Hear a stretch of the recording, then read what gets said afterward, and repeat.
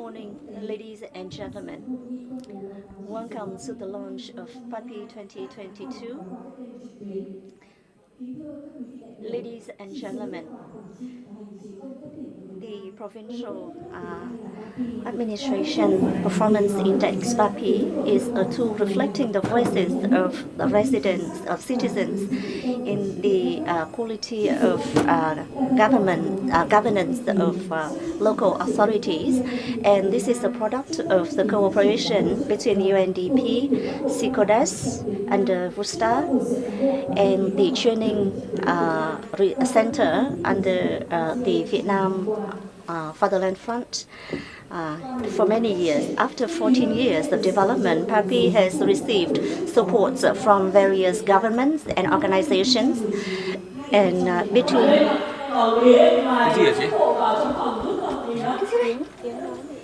Không, cái đấy không phải bên em không biết cái đấy. Bộ Ngoại giao và Thương mại Úc đi Pháp là nhà tài trợ chính cùng với Đại sứ quán Ireland. Chương trình phát triển Liên Hợp Quốc UNDP tại Việt Nam đóng góp về tài chính và chuyên gia. We have received support from various embassies in the construction of PAPI, and direct interviews with dozens of thousands of citizens in Vietnam has been conducted, and these are citizens from 18 years old who have been involved in assessing the performance of public administration and governance in 63 provinces and cities of Vietnam. The 14th PAPI survey round started in May 2022, and the survey was conducted between August and December 2022. PAPI 2022 survey was conducted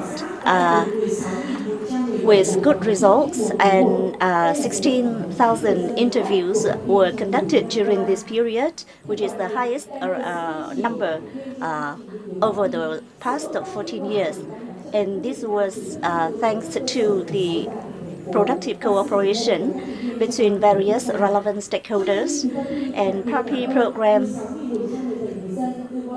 extends the appreciation to dozens of thousands of citizens who were involved in the interviews in 2022. They have shared with us their experiences in interacting with the government, with the public authorities, and in receiving public services in their provinces and cities. And today, the 12th of April 2023, we have an honor to organize the official launch of PAPI 2022, and we would like to welcome all participants to the launch ceremony today. Madam Ramla Khalidi, resident representative of UNDP Vietnam. UNDP is the main organization responsible for the quality of PAPI since 2009. And our honor to introduce Mr. Andrew Goletzinowski, Australian ambassador to Vietnam. And DFAT has been the main sponsor to PAPI between 2018 and 2025. My honor to introduce Mr. Conor Finn, Deputy Head of Mission, Embassy of Ireland in Vietnam. Irish Embassy and Irish Aid have been supporting in-depth research of PAPI in using PAPI data since 2018. Our honor to introduce Dr. Nguyễn Hữu Dũng, Vice President, Central Committee of the Vietnam Fatherland Front. The Vietnam Fatherland Front chapters from the central down to provincial level have been actively leading and involved in the conduct of PAPI over the past 14 years.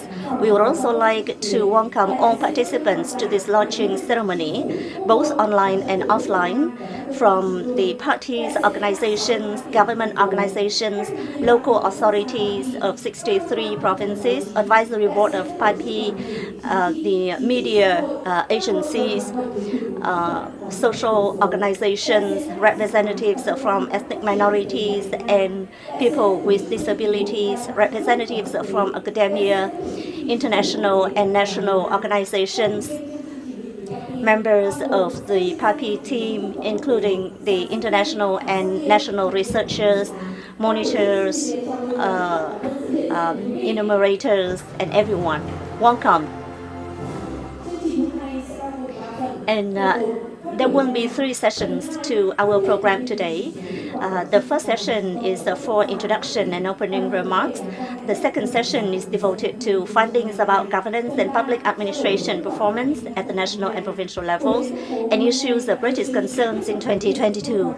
And our launching ceremony is directly broadcasted in Vietnamese and English via the links that we have provided to the invitees. We also would like to thank the professional interpreters and the sign language interpreters who have been supporting the event today.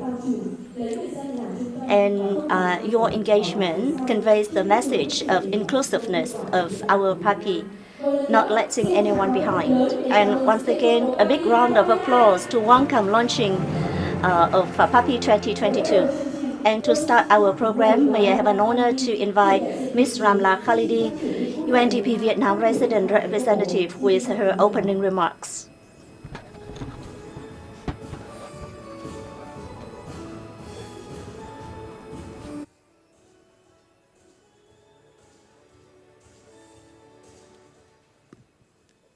Dr. Nguyen Hu Dung, Standing Vice President of the Vietnam Fatherland Front Central Committee, Excellency Mr. Andrew Zolnsknowski, Australian Ambassador to Vietnam, Mr. Connor Finn, Deputy Head of Mission, the Embassy of Ireland in Vietnam, Excellencies, distinguished leaders and representatives of central state agencies, ministries, and the 63 provinces, ambassadors and representatives of diplomatic missions, representatives from the Vietnam Fatherland Front, mass organizations, non-governmental organizations, and the media, ladies and gentlemen. Welcome to the official launch of the 2022 report on the Vietnam Provincial Governance and Public Administration Performance Index, better known to many of you as PAPI. Although I'm relatively new to Vietnam, PAPI is not new to me. Its reputation has preceded it, and I consider it a great honor that I'm standing here today launching the 2022 version of the PAPI report, and I look forward to many future editions. It started with a musing about 14 years ago. What if we capture, with evidence and rigorous qualitative and quantitative evidence, citizens' perception of provincial governance and performance of public service delivery? What if we could provide valuable input to national and provincial governments in the delivery of their mandate and in responding to the priorities of government? And so it was that 14 years later, we have a treasure trove of data that supports the continuous efforts to improve the performance of local government. Over the course of its development, PAPI's research program has grown and adapted to emerging development priorities, becoming the single largest annual citizen-centric, nationwide policy monitoring tool in the country. Over the years, PAPI has captured the experiences and perceptions of more than 178,000 citizens from diverse demographic backgrounds to benchmark the performance and quality of policy implementation and service delivery to all 63 provinces. As many of you know, PAPI's mission is to enhance the quality of government functions, the responsiveness, transparency, and accountability of public institutions, as well as to monitor progress towards the realization of important development and policy agendas in Vietnam. With hundreds of data points collected from citizens as end users of government services, PAPI helps identify policy and practice gaps to inform both policy making and sectoral programming. This generates momentum towards improved government performance. Indeed, we believe the data shared today will deliver valuable insights to further optimize and actualize the 2023 legislative agenda, which also covers important PAPI policy focus areas such as the 2013 Land Law Amendment. The findings also serve as baselines for monitoring the 2022 law on grassroots democracy implementation, which will be effective as of July 2023. Ladies and gentlemen, the 2022 PAPI reports provides a source of reliable, evidence-based data for central and local authorities to review their performance in the key areas of governance, public administration, and public service delivery. It presents feedback from more than 16,000 respondents randomly selected from all 63 provinces, of whom more than 1,100 are temporary residents. Both record numbers in 14 years of PAPI surveys. Vietnam's economic recovery was robust in 2022 as conditions returned to normal following the lockdowns and after social distancing measures put in place to control the spread of COVID in the second half of 2021. However, price inflation accelerated, especially in the second half of the year. This was primarily because of the oil and food prices resulting from the war in Ukraine. The inflation rate peaked in January 2023 at about 4.9%, and this is a moderate level in the context of Vietnam. This economic backdrop certainly affected how citizens perceived household and national priorities that require central and local government responses. As you will hear from the presentations of our PAPI research team this morning, the 2022 PAPI report provides a wide range of key insights into how governments at different levels delivered on their commitments to serve citizens during the second year of the 2021-2026 term.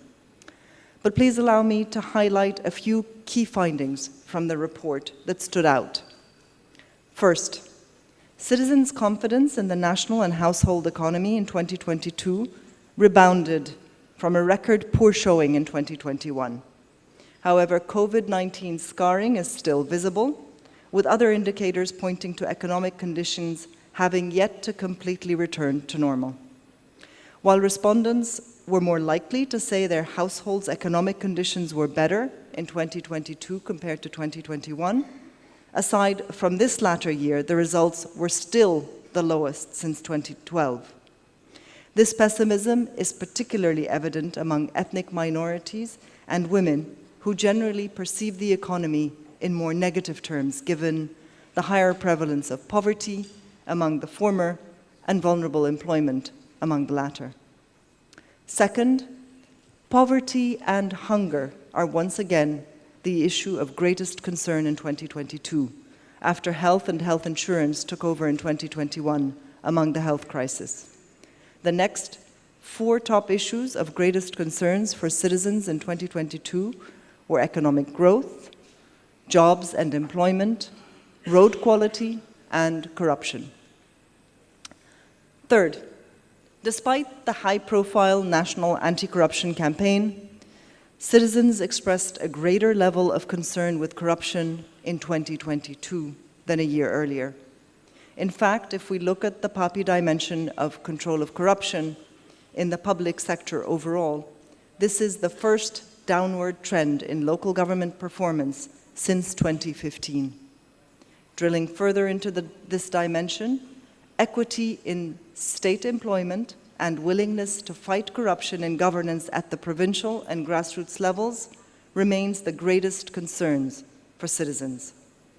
Our respondents in 2022 once again had strong confidence in the central government's anti-corruption efforts, stronger confidence than in the integrity in recruiting local government staff and willingness of local governments to address corruption at the provincial level. This points to citizens' expectations that local governments take bolder efforts in reducing nepotism while recruiting civil servants and removing petty corruption in public services. Fourth, the 2022 PAPI results also show a mixed picture of governance and public administration performance at the national level. Progress in participation at local levels and e-governance contrasts with stagnation in transparency at the local level and vertical accountability towards citizens. The research team will spotlight these trends in greater detail, but I wish to highlight a few points. In terms of political participation at the local level, social bias against candidates with diverse sexual orientation and gender identity, as well as those with disabilities for elected representative positions, remains strong. While the 2022 survey result of more than 40% indicates a strong foundation to build on, the fact remains that more than half of the total respondents were not willing to vote for LGBTIQ or persons with disability candidates to elected office. The results suggest stronger, inclusive election policies are needed to be put in place, as has been the case to champion women in politics. In terms of transparency in local decision-making, since poverty reduction and land are high priority issues for our respondents, I would like to echo the call for improvements in publicity and accuracy of lists of poor households at the grassroots level and of land use plans and land pricing frameworks at the provincial and district levels. Citizens' confidence in these two governance areas have great impacts in ensuring both social security and social cohesion. In particular, as the National Assembly is discussing amendments to the 2013 land law, we hope the revised law will provide for effective mechanisms to strengthen local governments' mandates in disclosing land use master plans, land use plans, and land pricing frameworks for citizens at all social strata to participate in and be informed in a timely fashion in conformity with mechanisms set forth in the 2016 law on access to information. Turning to provincial performance in e-governance, very low scores were again registered across the country despite significant efforts to accelerate Vietnam's digital transformation over the last 3 years. Nonetheless, the 2022 PAPI data shows a marginal increase in the percentage of respondents who used the National e-Service portal in 2022, from below 4% to just over 4.8% in 2022. Of this number, as we have learned from our action research in 6 provinces with the Ho Chi Minh National Academy of Politics, e-service portals should be designed in a way that everyone, not just civil servants, can use. We hope to continue working with central and local government agencies to experiment and accelerate user-first e-services in Vietnam. Ladies and gentlemen, as you walked in the lobby, you may have noticed that at this official launch, we've also exhibits of all of the initiatives that the PAPI program has embarked on to promote inclusive governance and innovation in the provinces, land transparency, and citizen-centric e-services. I hope that provincial leaders attending today's event enjoyed and gained food for thought and inspiration for action from other provinces' initiatives and our performance reviews. Allow me to take this opportunity to acknowledge the important contributions of numerous partners and individuals who have made PAPI possible. They include, first and foremost, the Vietnamese citizens themselves, the PAPI Advisory Board, public authorities at all levels, and of course the media.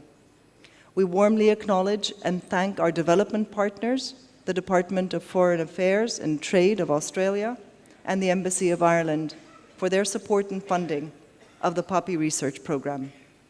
We look forward for the continued much valued support of all of our partners to ensure that PAPI remains a vibrant, real-time, evidence-based tool that promotes dialogue and the sharing of opinions and aspirations of citizens, essential to an inclusive Vietnam where no one is left behind. Thank you very much. Xin cảm ơn. Xin chân thành cảm ơn bà Ramla Khalidi. Thank you very much, Ms. Ramla Khalidi. And next, may I have an honor to invite His Excellency Mr. Andrew Goletzinowski, Australian Ambassador to Vietnam, with the welcoming remarks.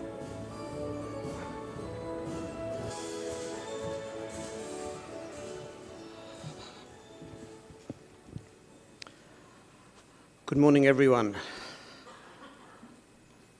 Dr. Nguyen Hu Dung, Ramla Khalidi and her team from UNDP and the UN family more generally, Excellencies, colleagues, and most importantly, local government representatives. It's a great pleasure for me to be here this morning.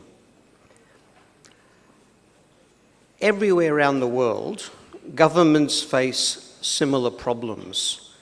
Those governments that want to govern effectively, in particular, face the problem of information. Good, reliable information, accurate data, honest opinions. It's easy for governments to generate information and push it downwards.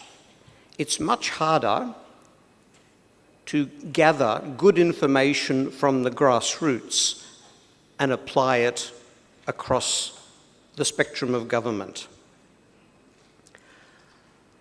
I know how it works in Australia. Decision makers in Australia have lots of avenues of information. They get it from the mass media. They get opinions from social media. They get it in Parliament. They get it directly from their constituents. Friday is the day when federal members of Parliament meet with their constituents in their office. They might complain they have too much information and data, but they can never complain that they weren't told, because they are told every day. Different systems have different ways of gathering information. When I first arrived in Vietnam just 6 months ago, I heard about PAPI. I was a little bit surprised and quite impressed. I was impressed for 3 reasons. First of all, that the government has trusted UNDP with this task. That's actually a big deal. It's not obvious. They could have done it a different way. They could have done this research internally, in secret, but they've chosen to trust UNDP, and they've done so for many years now. The second thing that impressed me was that these findings are public, including the conclusions and recommendations. Now that's also significant. It could have been kept secret. But transparency is also a really important aspect of governance. Without transparency, you don't have accountability. Without accountability, you do not get good performance. I've been a diplomat now for 38 years, and I've lived in 9 different countries, and that is universally true, regardless of what political system a country chooses to adopt. I think transparency is also valuable because it allows us, the international partners, to also see what the agenda is and to be able to contribute to it. And very importantly, it allows civil society also to participate in the process of governance. In Vietnam, at this stage, civil society is not very big. But I believe that as Vietnam further develops, civil society will become more important in the way that governance takes place.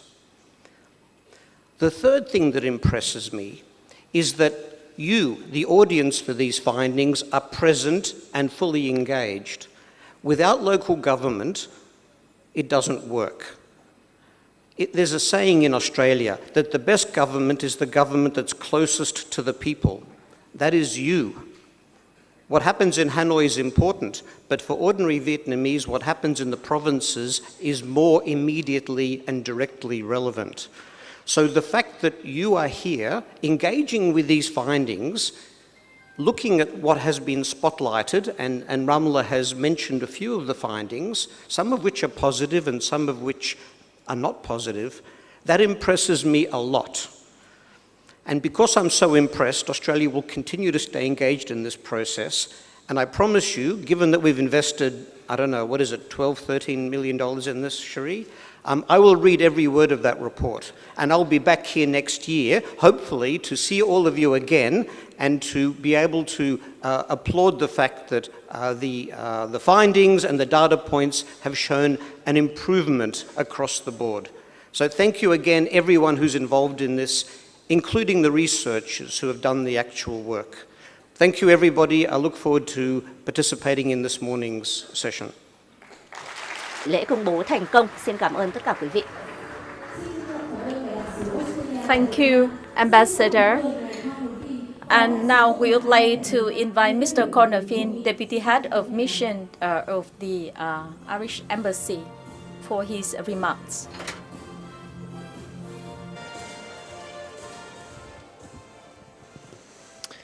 Excellencies, distinguished guests, ladies and gentlemen, good morning. The launch of the 2021 PAPI report last year was one of the first major events I attended after my arrival in Hanoi. 1 year on, in the absence of Ambassador McCullough, it is my honour to address the launch of the 2022 index. As has been mentioned, it's been quite a year. We have seen a whole year without COVID-19 restrictions. International travel started to rebound, and the Vietnamese economy experienced incredible growth at a time of global uncertainty. However, as has been mentioned, we often wonder what life is truly like. Across the length and breadth of this country, how life is changing for people every day. And PAPI is a unique and wonderful tool for us in that regard. It sheds light on public perceptions, on governance and public administration, including experience in accessing important services. 14 years on from PAPI's humble beginnings in 2009, we are now able to see clearly long-term trends backed up by considerable data. So first, I'd like to congratulate the PAPI team on this incredible achievement. From an initial 500-odd respondents in 2009 in just 3 provinces to over 16,000 across all provinces. Each year, you build on your achievements, giving us a fuller and fuller picture of public service delivery in Vietnam, progress as well as challenges, and as has been mentioned, incredibly useful information for policymakers. You will hear more about the results from the experts, but I'd just like to highlight 3 key areas for us. Firstly, improved governance is one of the key priorities of Ireland's policy for international development all over the world, and it is one of our key priorities here in Vietnam. PAPI helps us to raise awareness of the importance of good governance and transparency, and of improving accountability.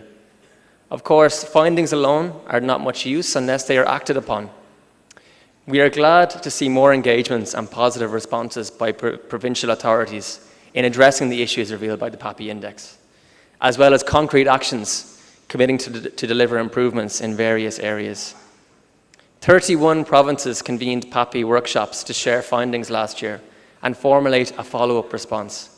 This was a big improvement from 2021, when COVID-19 was heavily affecting the country and only 13 provinces convened workshops. I commend the provincial authorities involved for their commitment to PAPI, and I hope that this positive momentum can continue. The Embassy also greatly values PAPI's focus on inclusivity for marginalised groups. Ireland is committed to reaching those furthest behind, and we welcome PAPI's focus on ethnic minorities, women, people with disabilities, and now the LGBTI community. We are delighted to commit increased funding for these efforts in 2023. It is so important for effective governance that those in power reflect the makeup of the populations that they serve. This is an issue everywhere, in Ireland as it is in Vietnam, and we both have a long ways to go. PAPI is working to increase inclusion in public office in Vietnam. Trainings were provided for newly elected female People's Council deputies, as well as selected persons with disabilities hoping to run in the next elections. I had the honour of attending some of these events to see this work firsthand. But achieving true representation will be a difficult journey. As noted, PAPI shows us that voters are generally supportive of selecting ethnic minority candidates, which is extremely positive. However, they are much less supportive of candidates with disabilities or members of the LGBTI community. We commend PAPI's work here and delighted that LGBTI+ indicators will be piloted this coming year with Ireland's funding. Finally, a word on corruption, which was picked up earlier. It remains an important issue, and the government of Vietnam has a strong stated aim in combating corruption and a strong legal framework in place to achieve this. However, at provincial level, we sometimes see a different picture. 42 provinces saw less than 50% of respondents agreeing that their provincial government was serious about combating corruption. We are talking about perceptions here, so these results should be interpreted with caution. However, there are worrying indicators. The proportion of applicants for land use rights certificates that paid a bribe range from 40 to 90% across 35 provinces. Particularly sadly, this tolerance for paying bribes appears particularly high in some poor-income provinces. We fully support the government's efforts to institute and enforce laws on anti-corruption, which are essential. But at the end of the day, legal action and deterrence only go so far. We must also win the battle at the moral level. We must encourage people not to elicit or pay bribes, and Ireland has lent some support in this area in the past, including the development of a master's degree in anti-corruption at Vietnam National University. We really hope to see more progress here in the near future. Overall, we can see that 2022 has been a really strong year for PAPI, with many results beyond what was anticipated. We expect that PAPI will continue to be an important tool in the years to come. We believe that citizen feedback is essential in evaluating and improving public service delivery and ultimately improving people's lives. PAPI is indispensable. I would like to thank UNDP and its implementing partners, as well as the Embassy of Australia and Vietnam, and all provincial authorities here present today for your engagement and your commitment to PAPI. Thank you for the invitation, and I wish today's launch every success. Thank you. Xin chân thành cảm ơn. Thank you very much, Your Excellency, Deputy Head of Mission, Embassy of Ireland in Vietnam. Next, we would like to invite Dr. Nguyễn Hữu Dũng, Vice President of the Central Committee of the Vietnam Fatherland Front.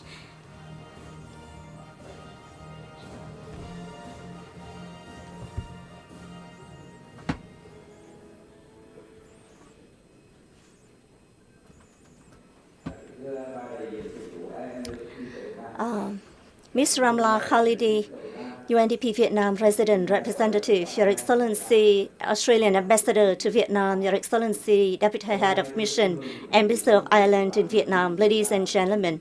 Today, I'm very honored to be here at the launching ceremony for PAPI 2022 PAPI.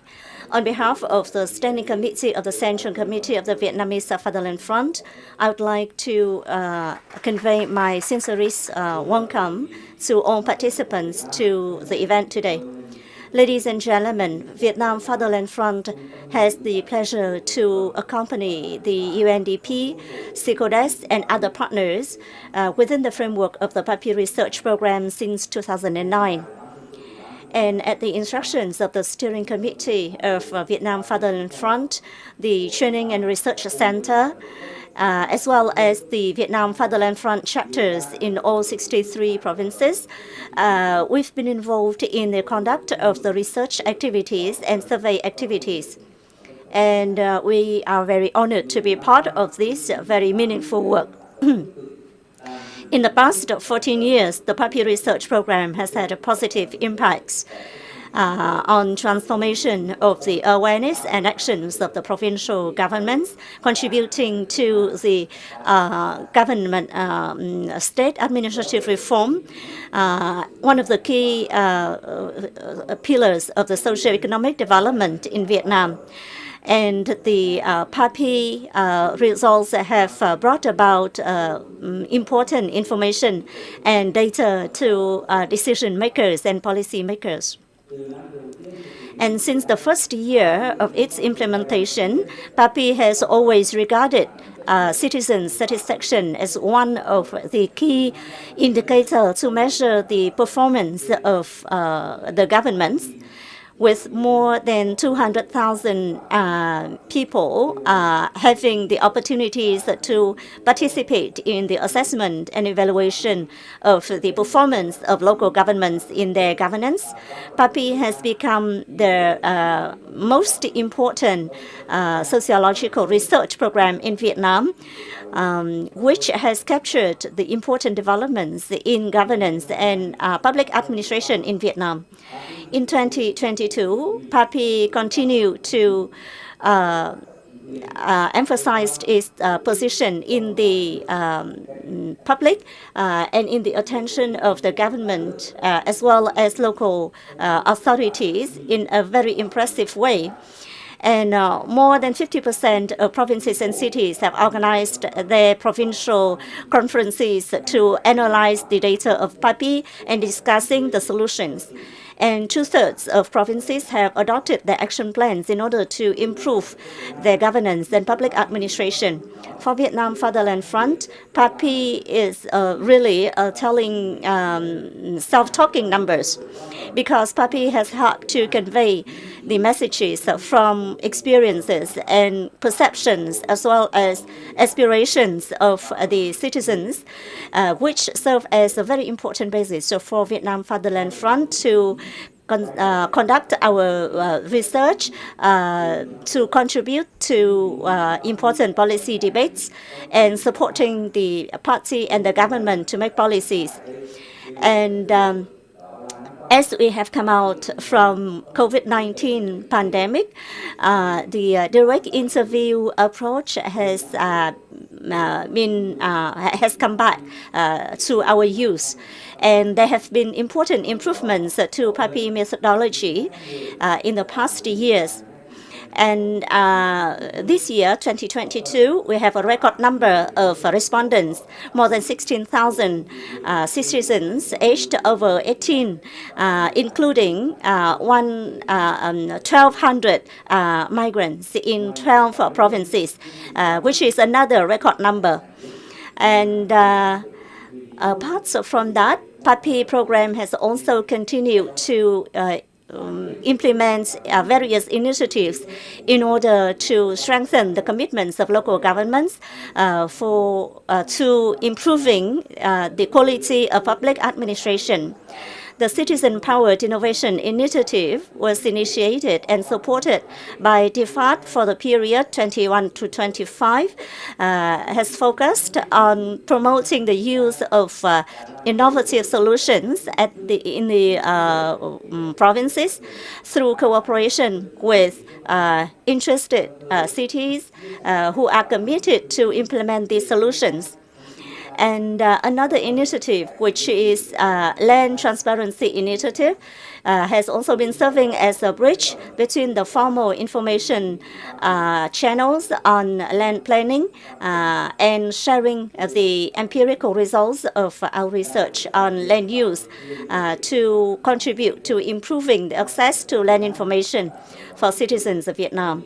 Ladies and gentlemen, as a representative of an organization representing and protecting the legitimate rights and interests of citizens, Vietnam Fatherland Front is highly committed in being involved and supporting PAPI for the purpose of the research program is closely related to our own mandates and missions, including the implementation of the comprehensive program on public administrative reform, as well as the implementation of the law on grassroots democracy, which will take effect from the 1st of July 2023. The government of Vietnam has been implementing determined steps in performing the government's duties, which have received great interest from the society. We expect that PAPI will continue to provide important data source, which is reliable and meaningful to promote accountability of governments at all levels. We also hope that PAPI will continue to contribute to the oversight and social debates of Vietnam Fatherland Front, and we strongly believe that PAPI program will continue to receive strong support from development partners in Vietnam, as well as various organizations, to continue its successes over the past 14 years. And in that spirit, I would like to wish our launching ceremony every success. And I hope that you will receive meaningful and useful information from the presentations today. Thank you very much. Thank you, Dr. Nguyễn Hữu. Hiện diện trong tán phòng ngày hôm nay thì ban tổ chức We are so happy to receive more than more than 200 attendees online in addition to the people in this audience. And the next item on the agenda is a presentation by the research team, which will look at the provincial performance in 2022, as well as the concerns of the citizen. And we would like to invite Dr. Paul Shuker to make the first part of the presentation. He's associate professor at Arizona University, and he's an expert in quality assurance. Vâng, xin cảm ơn, rất vui được gặp tất cả mọi. Is Paul Schuler, associate professor at the University of Arizona and a member of the PAPI team here since, I think, 2015. So one of the things that PAPI does, in addition to providing a governance overview, is it is also one of Vietnam's only nationally representative surveys. And so in addition to providing an overview of government performance at the provincial level, it can also provide some overview of citizen attitudes about the economy and about governance writ large.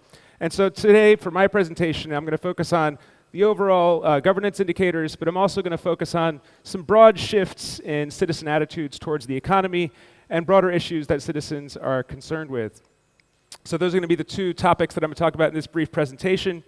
To provide some context for that, I'm going to first briefly talk a little bit about the situation in Vietnam in 2022, because this will affect how the findings come out.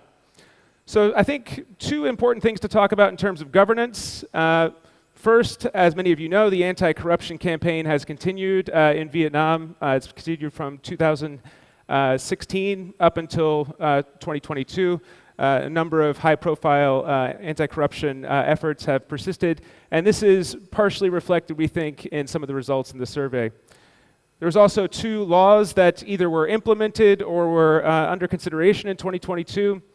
So we do focus a little bit on the law on the grassroots democracy implementation that was converted from an ordinance to a law. And so we're going to talk very briefly about how governance in terms of grassroots democracy has been implemented at the local level. And there is ongoing debate over revisions to the 2013 land law. So we'll talk a little bit about land governance. Economically, as was already talked about earlier, the economy in 2022 did improve from 2021. So we saw declines in growth for the first time in Vietnam in many years at the third quarter in 2021, and we see with the opening of the economy rebounding. And that's going to be reflected in some of the citizen attitudes that we'll see in the survey data. Just to provide you an overview of what the sample is. So as was mentioned before, this is not just an abnormally large survey in Vietnam, but really internationally. 16,000 respondents is a massive sample to be surveying. So this is very representative and very robust in terms of the quality of the data that we've been able to collect. So there were 16,000 people surveyed in every single province in Vietnam. So let's see what the citizens said. Let's get to sort of the data. First, I'm going to focus on citizens' perspective on the economic situation. Then I'm going to talk very briefly about issues that Vietnamese citizens want to see the national and local governments deal with in 2023. So one of the first questions we asked about the economy is how citizens evaluated Vietnam's economic conditions. So the question was, how would you rate Vietnam's economic conditions today? As you can see, in 2021, we saw a record low satisfaction with the economy. Only 46% said the economy was good in 2021, and we could see a rebound back to the high levels in 2022, and this obviously reflects the opening of the economy. This is the evaluation of the Vietnamese economy. When we turn to people's evaluations of their household economic situation, we can see a bit more of a mixed picture. So prior to 2021, we could see about 60% said that compared to 5 years ago, their economic situation in their household had improved compared to 5 years ago. That dropped to 52% in 2021. We see a slight improvement in 2022 with 56% saying their household's economic situation was better, but still not back to the pre-pandemic levels. So this reflects the fact that while citizens think the economy overall in Vietnam is improving, in terms of their own personal experiences, it's not quite to the level that we see prior to 2021. Now, turning to the issues of greatest concern, one of my favorite questions on the survey is a question we ask every year, which is an open-ended question. Citizens can tell us whatever they want. We ask them what are the 3 most important issues they think the national government should address. And so this year, in terms of the top 5 issues, we see poverty and hunger reduction with 22% saying this was their top priority that they think the national government should address. Economic growth and jobs and employment were second and third at 10% each. So again, economic considerations, household economic situations seem to be very important concerns. Then public services in terms of road quality was fourth at 6%, and corruption also 6%. Now to see how this has shifted over time, I think this paints a more interesting picture. We can see if we look since 2015 when we first asked this question, there's been pretty much consistent concern with poverty and hunger reduction at 18 to 25% of people saying this was a top concern. Obviously, with the COVID pandemic, we can see from 2019 to 2020 and 2021, a massive increase in interest in health and health insurance. That has declined in 2022 quite precipitously, but I think it's still important to note that it's still higher than it was prior to 2020. So people think healthcare is still an important concern, with about 5% of people saying this is one of their top priorities. What I think is also important to note is we can see that corruption has returned to a concern. People weren't as concerned with corruption during the COVID pandemic. They turned their attention to more pressing matters. But as the governance during COVID has actually become a topic of corruption, there's been some concerns about corruption during the response to COVID, we can see people now turning their minds back to local government accountability and national government accountability. Now, one question we get a lot when we present these findings is people are kind of surprised that poverty reduction, given Vietnam's rapid decrease in poverty, people are sort of surprised that this is an issue that people think the national government should address. So one of the things we did this year is we only had 50% of the respondents respond to what they think the national government should address, and the rest of the respondents we split into different categories where we asked about whether they think what they think the provincial government should address, what we think the district government should address, and what they think the village level leaders should address. And there we can see a different story, which I think is important for governance and the issues that different levels of government should be dealing with. When we look to the province level and the district levels, we can see that rather than being concerned about poverty and poverty reduction, we can see they're more concerned with public service delivery. So roads, people don't think as a national issue. People tend to think of this as a provincial and district issue, whereas poverty assistance tends to be more associated with the national government. Similarly, land issues, which cause a lot of conflict in Vietnam, primarily people think of this not as a national issue, but this is an issue that the district and province governments have a lot more control over.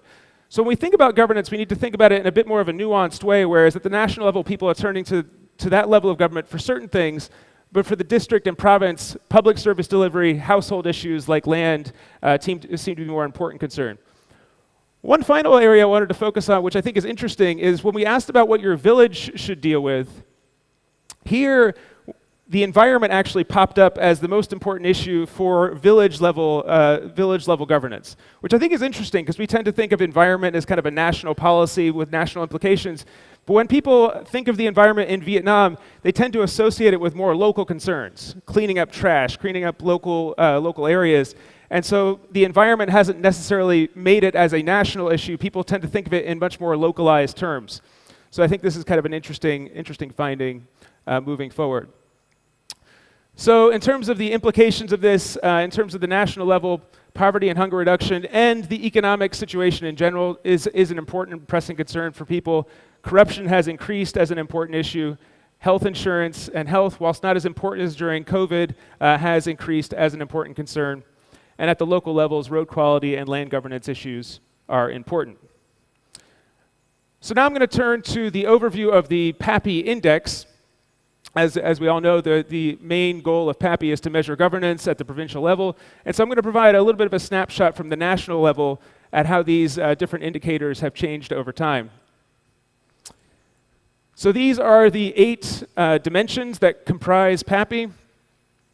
We can see that if we look at these 8 dimensions, they really fall into 3 categories. Some categories where we've seen some progress, some categories where we've seen stability, and then some categories where we've seen a decline in performance. So in terms of progress, participation at local levels, and e-governance, we've seen an improvement. In terms of e-governance, as Dr. Molesky will talk about in his presentation, most of the improvement in e-governance has been due to increased access to the internet. That's what's really driving the improvement in that particular dimension. Areas of stagnation, transparency in local decision-making, vertical accountability towards citizens, and public administrative procedures, we see relatively consistent scores since 2019. And then areas where we've seen a decline in performance is control of corruption in the public sector, which obviously is a very important concern, given that this is the dimension that most strongly correlates to overall satisfaction with the government. Of all of these dimensions, control of corruption is probably the most important, and we can see a worrying decline in performance there. Public service delivery and environmental governance also saw declines. In terms of my brief time that I have to present these findings, I'm not going to go through each one of these indices. I'm going to focus in particular on control of corruption in the public sector and transparency. In your slides, you'll see there is some discussion of participation at the local levels, dimension 1. I'm not going to present all of those findings in the interest of time, but I did want to focus on one component of that because it was referenced in some of the introductory remarks. One of the components of participation at local levels is elections and willingness to participate in elections. This year we were interested in the inclusiveness of elections, and so we asked citizens the degree to which they would support representatives being from 3 different groups. Would they support electing a candidate for the National Assembly or local people's councils who are minorities, ethnic minorities, were disabled, or were members of the LGBTIQ communities? As was mentioned in the introductory remarks, people are very willing to elect ethnic minorities in Vietnam. Well more than half, about 80% say they were either somewhat willing or very willing to elect an ethnic minority to various levels of government. More worrying for disabled citizens or LGBTIQ, we see much more ambivalence about supporting candidates from these different groups. For both disabled and LGBTIQ, less than half were either willing or somewhat willing to support candidates for these positions. So this suggests that there should be more efforts to try to build inclusiveness and change attitudes in Vietnam on those areas. So there's more in the report on that. Don't have too much time to go into that in much more detail, but we could certainly talk about it in the Q&A. I want to turn now to transparency in local decision-making because this dimension touches on land governance issues, and this is going to be important for informing the current debate over the 2013 land law. The dimension 2, in addition to talking about land, also has 3 other different areas of assessment. One of those is the transparency of anti-poverty lists or poverty lists. And this is one of the reasons where one of the areas where we've seen a decline. So if we look at the 4 different components that comprise the dimension 2, we can see poverty list transparency, commune budget and expenditure transparency, transparency of land use plans, and overall access to information. We can see that it's the poverty lists that have declined the most since 2019. And what we mean by the poverty list transparency is we ask citizens every year, are the people who should be on the poverty list, are they on the poverty list in your village? So the villages are supposed to maintain lists of people that are supposed to be having access to anti-poverty assistance. And so we want to ask citizens, are the people who are supposed to be on it, are they on it? And what we can see is that there was a worrying increase from 2021 to 2022 of people saying that the people that are supposed to be on these lists are not on the list, an increase of 5%.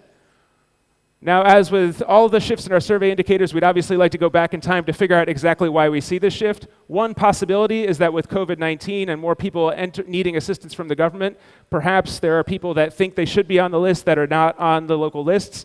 But at any rate, this suggests that we should pay attention moving forward to whether or not targeted anti-poverty assistance is reaching its intended targets. One other area I'm going to touch on transparency is transparency in district land use plans. So when the state takes land to build new infrastructure projects, there's supposed to be a land plan that's produced at the district level that citizens are supposed to be able to access. And we can see that in terms of improvement, people have had more opportunities to comment on these plans, and they have had they did say they were more informed about land use plans. Now, there could be a good and a bad side to this. The good side is that we do see when we did an audit of district-level land plans online, we did see that this largely reflects improvements in local governments providing these land use plans online, which is a good thing. But you might also expect that people might have more opportunities to comment or comment more on land plans if they've also had their land seized in the previous year. And so if we see increases in land seizures, that could also potentially impact that particular result. And we did see in 2022, there was, for the first time since the 2013 land law was announced or passed in 2013, we see an increase in people saying they had their land seized in the previous year. So in terms of residential land, 2021, 1.4% of citizens said they had their land seized in the previous year. That increased very slightly to 1.67%.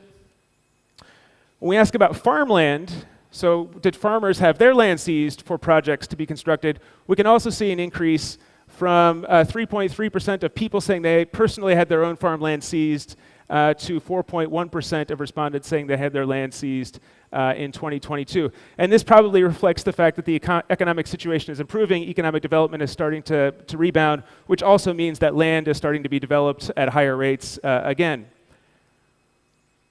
Now, I think why this connects to transparency and why this is so important is because we know that land is a contentious issue in Vietnam, can cause a lot of conflict. And so one really innovative question that we put on the survey this year was to try to figure out, are citizens aware of how much their land is going to be taken, what the price is going to be if land is taken? And so we split our survey respondents into two groups. We asked half of them what they think the official price for land per square meter of land in their village is, and then we asked people, the other 50%, what the market price is for a square meter of land in their village.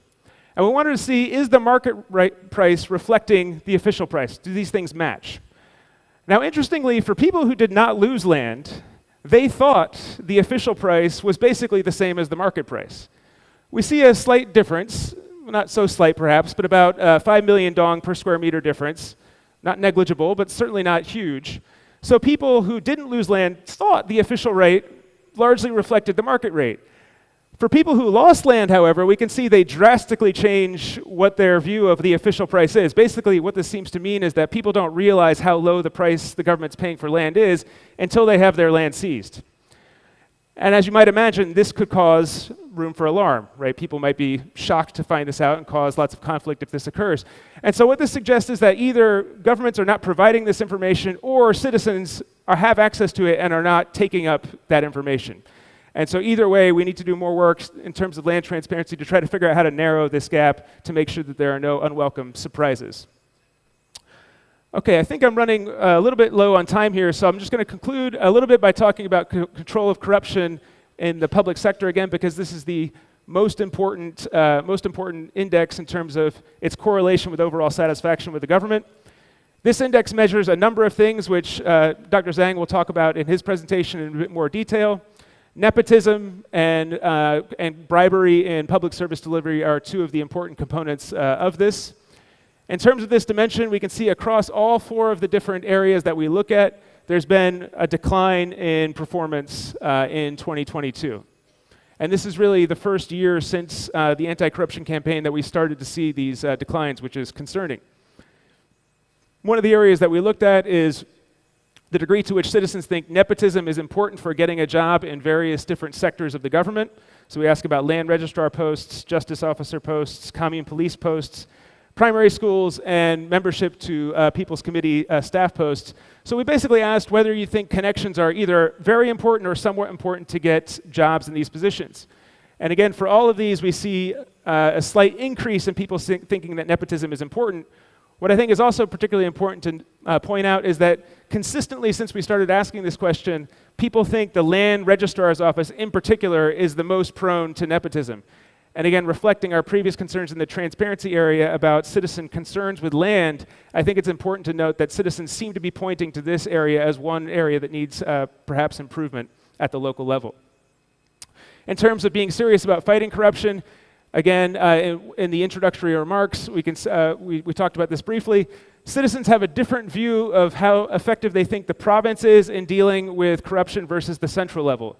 When asked about whether or not the province level is serious about dealing with corruption, we could see an overall lower number of people saying the province level is serious, and that actually declined or got worse in 2022. From the central perspective, however, people think the national government is actually paying attention to this much more, and actually that increased in 2022. So citizens have a different perspective in terms of anti-corruption efforts, whether you're focusing their lens on the local governments or the national governments. So I think this is an important point to highlight. So again, just to summarize this, and I'll finish on this slide, I would encourage you to look at some of our discussion of the participation at local levels dimension in the report. In terms of transparency and local decision-making, we've seen some declines in transparency of the poverty lists. Land use remains an important issue of concern. And then in terms of control and corruption in the public sector, we've seen, again, some worrying reversals since the anti-corruption campaign began. Again, corruption is still, relatively speaking, lower than it was at the beginning of the anti-corruption campaign, but we're seeing movement in the wrong direction for the first time. With that, I'm going to hand it over to Dr. Mileski for the second third of the presentation. Thank you. Xin cảm ơn tiến sĩ Paul Schuler. Thank you very much, Dr. Paul Schuler. And next is the presentation on the findings of the research on e-governance and impacts of governance. Impacts of migration on public administration and governance in 2022. Dr. Edmund Mileski from Duke University, member of PAPI research team. Good morning, ladies and gentlemen. I'm very glad to welcome your participation to the event today. Tôi đã tham gia cùng với PAPI ngay từ thời điểm đầu tiên của nghiên cứu này và thực sự tôi vô cùng ấn tượng về cái khối lượng công việc khổng lồ đã được thực hiện kể từ đó đến nay. Và quý vị cũng có thể đồng ý với tôi rằng đây là một cái nghiên cứu rất là lớn và chúng tôi cũng đã được ủng hộ và hỗ trợ rất nhiều từ các cơ quan, các bên có liên quan khác nhau. Và đồng thời là chúng tôi rất là may mắn có đội ngũ nghiên cứu tuyệt vời đã thực hiện một công việc khổng lồ, hàng trăm ngàn người đã được tham gia phỏng vấn trong suốt các cuộc khảo sát PAPI trong hơn 14 năm qua. Và đặc biệt là cái nguồn dữ liệu mà chúng tôi thu nhận được là đến từ người dân Việt Nam, những người đã dành thời gian quý báu của mình để trả lời cho các câu hỏi của PAPI. Trong một số trường hợp thì những đối tượng trả lời câu hỏi đã phải đi cả một chặng đường dài để đến trung tâm xã, ở đó trả lời câu hỏi cho những câu hỏi ở trên bảng hỏi của phỏng vấn viên. Cho nên chúng tôi rất cảm ơn sự tham gia và ủng hộ của tất cả những người dân Việt Nam trong thời gian vừa qua. Với phần trình bày này thì tôi muốn đề cập đến một khía cạnh là khá mới mà cũng đặc biệt quan trọng đối với Việt Nam. Đây là một cái khía cạnh mà chúng tôi mới bắt đầu theo dõi trong những cái năm gần đây trong khung khổ của PAPI, đó chính là dịch vụ công trực tuyến cũng như là vấn đề về di cư và cái ý nghĩa trong cái bức tranh về quản trị công của Việt Nam. Bởi vì đã có rất nhiều những cái nỗ lực mà chính phủ cũng như các chính quyền địa phương đã thực hiện trong những cái năm vừa qua để hỗ trợ cho người dân nhiều hơn, cũng như là giúp để có thể giải quyết được rất nhiều các cái vấn đề, các cái khía cạnh khác nhau trong công tác quản trị công và mang lại lợi ích cho người dân. Dịch vụ công trực tuyến nó giúp cho người dân tham gia hiệu quả hơn vào quản trị điện tử. Và thứ hai đó là sự tham gia của người tạm trú cũng như là cái mức độ hài lòng của những người tạm trú đối với lại cái chất lượng về dịch vụ công mà người ta nhận được tại điểm đến. Điều này cũng có ý nghĩa rất quan trọng đối với Việt Nam trong giai đoạn tăng trưởng kinh tế vừa qua. Và chúng ta cũng biết rằng là Việt Nam còn là một quốc gia mà bị tác động bởi biến đổi khí hậu, cho nên là ngoài cái khía cạnh là di cư do những cái yếu tố về kinh tế thì chúng ta cũng cần phải phân tích cả những cái yếu tố di cư do lý do biến đổi khí hậu để có thể tìm hiểu được rõ hơn về cái động cơ thúc đẩy di cư nội địa cũng như là cái hàm ý cho công tác hoạch định chính sách. Như vậy, đầu tiên là dịch vụ công trực tuyến. Dịch vụ công trực tuyến vì dân thì nhằm thúc đẩy người dân tham gia hiệu quả vào quản trị điện tử. Và trong khuôn khổ của PAPI, chúng tôi tiếp nhận được những cái đánh giá của người dân về một số dịch vụ công trực tuyến phục vụ người dân, cũng như là chúng tôi đặt ra các câu hỏi để có được cái câu trả lời của người dân về cổng dịch vụ công trực tuyến quốc gia, và sau đó thì chúng tôi sẽ đưa ra các cái kết luận và hàm ý. Có thể nói rằng là trong quản trị điện tử thì chúng ta nhìn thấy có các bước tiến chậm, mặc dù là số dân sử dụng Internet ở Việt Nam tiếp tục gia tăng. Mặc dù là điểm của 2 trong 3 nội dung thành phần của chỉ số nội dung 8 quản trị điện tử hầu như không thay đổi, thì 2 nội dung đó là sử dụng cổng thông tin điện tử của chính quyền địa phương và phúc đáp của chính quyền thông qua cổng thông tin điện tử. Như vậy chúng ta nhìn thấy rằng là mặc dù là sử dụng Internet tại nhà và tiếp nhận tin tức qua mạng Internet gia tăng trong năm 2022, tức là cái năm mà Covid đó. Tuy nhiên thì chúng ta sẽ nhìn thấy ở phần sau một cái kết quả khác đối với việc sử dụng cái dịch vụ công trực tuyến. Số tỷ lệ người trả lời cho biết là họ sử dụng Internet tại nhà tiếp tục tăng lên, cũng như là những người mà xem nghe tin tức qua mạng Internet thì cũng gia tăng đáng kể, lên đến 75,4% người trả lời có sử dụng Internet tại nhà, cũng như là 54,95% là tiếp nhận Internet qua mạng. Thế tuy nhiên, dịch vụ công trực tuyến phục vụ công dân làm một số thủ tục hành chính thì lại không được cải thiện trong năm 2022.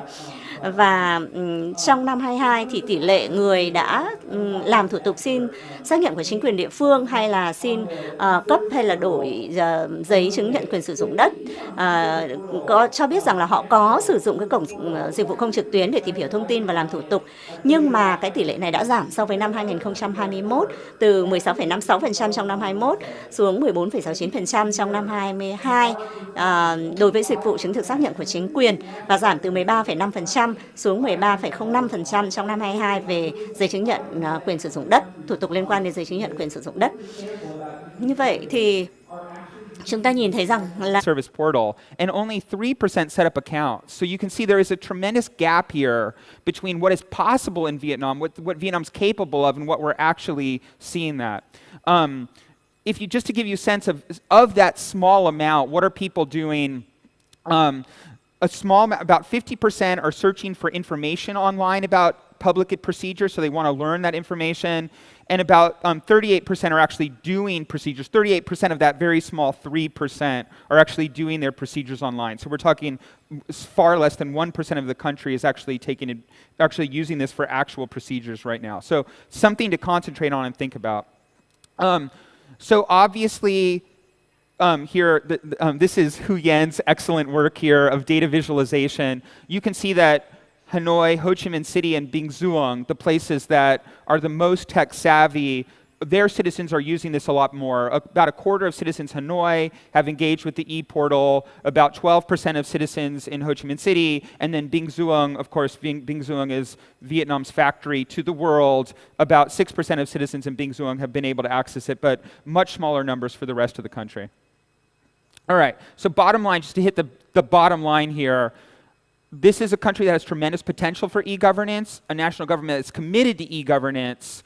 The underlying structural conditions for e-governance, citizens are tech savvy, are using online, there is a high level of internet penetration, but use of the portal, access to portal have not improved much over time. And so I think one of the big things I think is a little bit about just about marketing, how to make citizens aware of it, how to help citizens be able to use it, how to make local government officials let them know that they can communicate to their citizens about how to use these activities. All right. So the second one I want to talk about is migrant and migrant-inclusive governance. And these two things might seem disparate, e-governance and migrants, but actually I'll show you there's actually quite an important connection that I'm going to draw in a second here. So the PAPI survey has for a while, for years and years, PAPI would do its survey based on Vietnam's household registration certificates. And that led to some biases in the PAPI survey because we were drawing from the residents who didn't leave, which meant that we were getting residents who sometimes were more satisfied with governance or more satisfied with their welfare than those who had left, and the ones who had left were sort of this floating population that we couldn't access. So we have spent an enormous amount of resources. Zhang's team from SOCOTUS has spent so much time figuring this out, how to actually be able to identify migrants in the areas that we're looking at and compare their governance that they're receiving to the residents of those places. And the way we do that is by actually identifying the specific registration certificate they hold, whether they're permanent or non-permanent residents. So a few things to notice. In general, migrants tend to be, comparing them to the receiving provinces where they went, where they moved, they tend to have lower assets, which makes sense. They left their assets behind, lower household income. They were more likely to be affected by COVID. They tend to be a little bit younger, larger share female, and importantly, I think right here, not connected. Far less members are party members compared to those, and that gives them, that has some disadvantages in terms of access to resources, transparency, participation. Okay, so Paul showed you that really interesting data. I wanted to highlight here, for migrants, what are their big issues? Well, they highlight poverty and jobs and employment, just like the rest of the population. One thing that you'll see is that there are actually two different types of migrants. So we can call them push migrants, migrants who've been moved out of their areas because of loss of jobs or because of, or economic issues. Think of, or climate migrants. They tend to say poverty or hunger.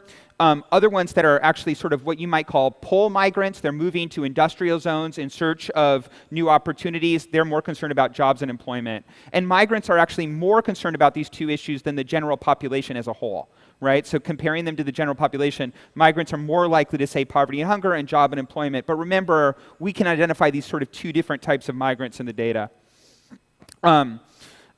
So one kind of interesting thing about migrants is they are generally more optimistic about their own ability to change their own household economic prospects. That's kind of cool. Migrants tend to be dreamers, more satisfied, and I think that has a lot to do with their entrepreneurialism in the move.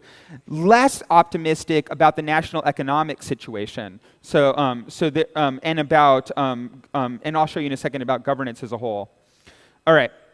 So comparing the overall PAPI score, migrants actually score their access to governance. So if you take the PAPI index, which is this weighted measure from 0 to 80, migrants actually score statistically significantly worse and have a lower substantive effect. That gap there of about a point and a half, that actually would be 3 or 4 provinces in the overall PAPI ranking, just to give you a sense that migrants tend to experience governance worse. Where are they experiencing the worst governance? And it's in these two. I showed you this lack of access. They tend to have worse, they're less able to get access to information in terms of transparency, and less access to participation. Though interestingly, other ones, migrants rate access to public service delivery and administrative procedures about the same. So it's really about transparency and participation that matter the most.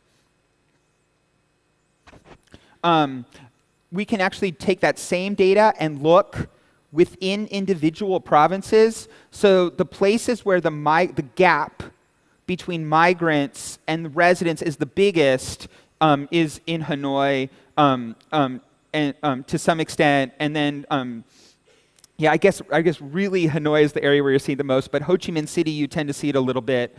Migrants in Binh Duong, I think because migrants make up such a large portion of the Binh Duong population, the gaps tend to be the smallest. And in some areas, we'll talk about this, Lai Châu and Tai Nguyen, which the migrants actually do a little bit better in terms of their, and this is the connection I wanted to make, e-governance is sort of leveling the playing field in those provinces. Here, this is the places where the biggest sending provinces, Quang Ngai and Kienzang. This is in the report, and I'll move through this quickly. The one thing I did want to highlight about this is this growing issue of potential climate migration. You can notice that the Mekong Delta is heavily represented up at the top of the sending provinces. And that's not just an economic issue that, as we all know, has to do with changing environmental conditions in the Mekong Delta that are having an effect on incomes there. Destinations where they prefer to go, migrants are going to the big cities, Hanoi and Ho Chi Minh City, but also Da Nang and Binh Duong and Can Tho as sources of major employment. Okay, so 3 key reasons. Family reunification, so moving to places where you have family members is a big driver, especially to the big cities. Those, as remember I told you those pull migrants, they tend to be heading towards industrial zones, Binh Duong, Dong Nai, Hanoi and Ho Chi Minh, more and more Da Nang. And this third group that's very interesting is migrants that are saying because they want a better environmental conditions and health conditions are moving to Da Nang, Lam Dong provinces. All right, so this is a little bit technical. I won't go into this a little bit, but clearly youth, well, actually, I'll save this for, if you want to know the drivers of migration, we can talk about it in the Q&A. We've done some statistical analysis to see what are the key drivers of it, who's likely to leave. And there are a lot of things that you would think about. Youth, gender, education, and income are key big players in this. All right, so big issues that I want to highlight here. This is a coming concern that Vietnam needs to be prepared for. Already there's a large amount of migration, a large floating population of citizens. They've been very important for the growth of a number of places in Vietnam. Migration is not something we necessarily want to discourage, but it's the question about how to properly make sure that migrants are integrated and receive the quality of local governance in the receiving areas, and migrants have the same access to services in those areas over time. And then I do think it's important to put in place the infrastructure to be able to deal with this, because this is just the start of what is going to be a much larger issue going forward. So with that, I'll leave this and I'll turn this over to Zong to take over on the next issues related to this, which has to do with local economic governance around the country. Xin cảm ơn tiến sĩ Edmund Malesky. Tiếp theo xin trân trọng kính mời tiến sĩ Đặng Hoàng Giang lên sân khấu. Tiến sĩ Đặng Hoàng Giang là phó giám đốc, who is Deputy Director of SICODES and a PAPI research team member. Dr. Đặng Hoàng Giang will share with us the most important findings of PAPI 2022 at the provincial level and the room for improvements. Over to you, Dr. Đặng Hoàng Giang. Good morning to all of you, both participants here in the audience and online. I'm so happy to be here today to convey the messages that we capture from the perception experience of the over 16 laymen, people who like us here. And I recall when we was in the first launch 2009, that was in the basement of a UNDP old UNDP building with just a group of 30 participants, including 10 from the research team. And after 14 years, it has been a long journey. And we ourselves, the research team members, also feel this is an impressive journey. In the next 15 minutes, I'm going to take a closer look at the differences across the provinces. And I'm sure that this is the session that the local participants are really interested in. So we'll start with the first dimension, that is participation at local levels. And as usual, we categorize them into 4 groups. The blue is a best performer, and then high average, you have green, and then average, and then also green, yellow. So best performers, high average performers, and then lower average, and then the bottom group. And here, in this dimension, you can see that the overall score is relatively weak. 3.71 for the worst and 6.11 for the best out of a scale of 10. So this has been weaker than in other dimensions. And the second point is in this dimension, provinces who are in the upper half of the lake tend to focus more in the north. So the Mekong Delta region, south center, you see the lighter color. So Hanoi is among the best performers. So after many years of strong efforts, and Ho Chi Minh City and Da Nang are in the third group. Well, Da Nang used to be in the top group, you know. That's really a pity. And as compared to 2021, are there any improvements? You see that 33 provinces made some positive and significant changes. That is over 5% in 2022, while other provinces, the five, I mean, some provinces do have changes, but insignificant. Cần Thơ, Đắk Nông, and Bình Định, you see declines as compared against 2021. That's unfortunate. And the role of the oversight role of local infrastructure project board for the public investment, only 30% of the respondents are aware of this board, the oversight board, and been involved. I myself in Hanoi, but I don't know where the oversight board is located. Though in the neighborhood where I live, we do have a lot of projects, investment projects in a year.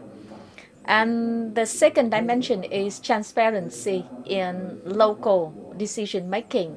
This have to do with the publicity and transparency of the poor household list, land-related information, and budget information. And here you see the range of score is a little bit higher, 4.41 to 6.37. And similar to the first dimension, the blue color seems to concentrate in the north and northern center of Vietnam. And similarly for green, Quảng Bình, Quảng Trị, Thừa Thiên Huế have maintained their excellent performance. Mekong River Delta and Highland tend to be more in the third and the fourth group, and that's has been the picture during for the last for the past years. And the access to information about local land plans remain limited in all provinces. You see that in some provinces like Da Nang, the percentage was below 10, or Sóc Trăng or Kiên Giang. Very few people know what is going on with the land in their province.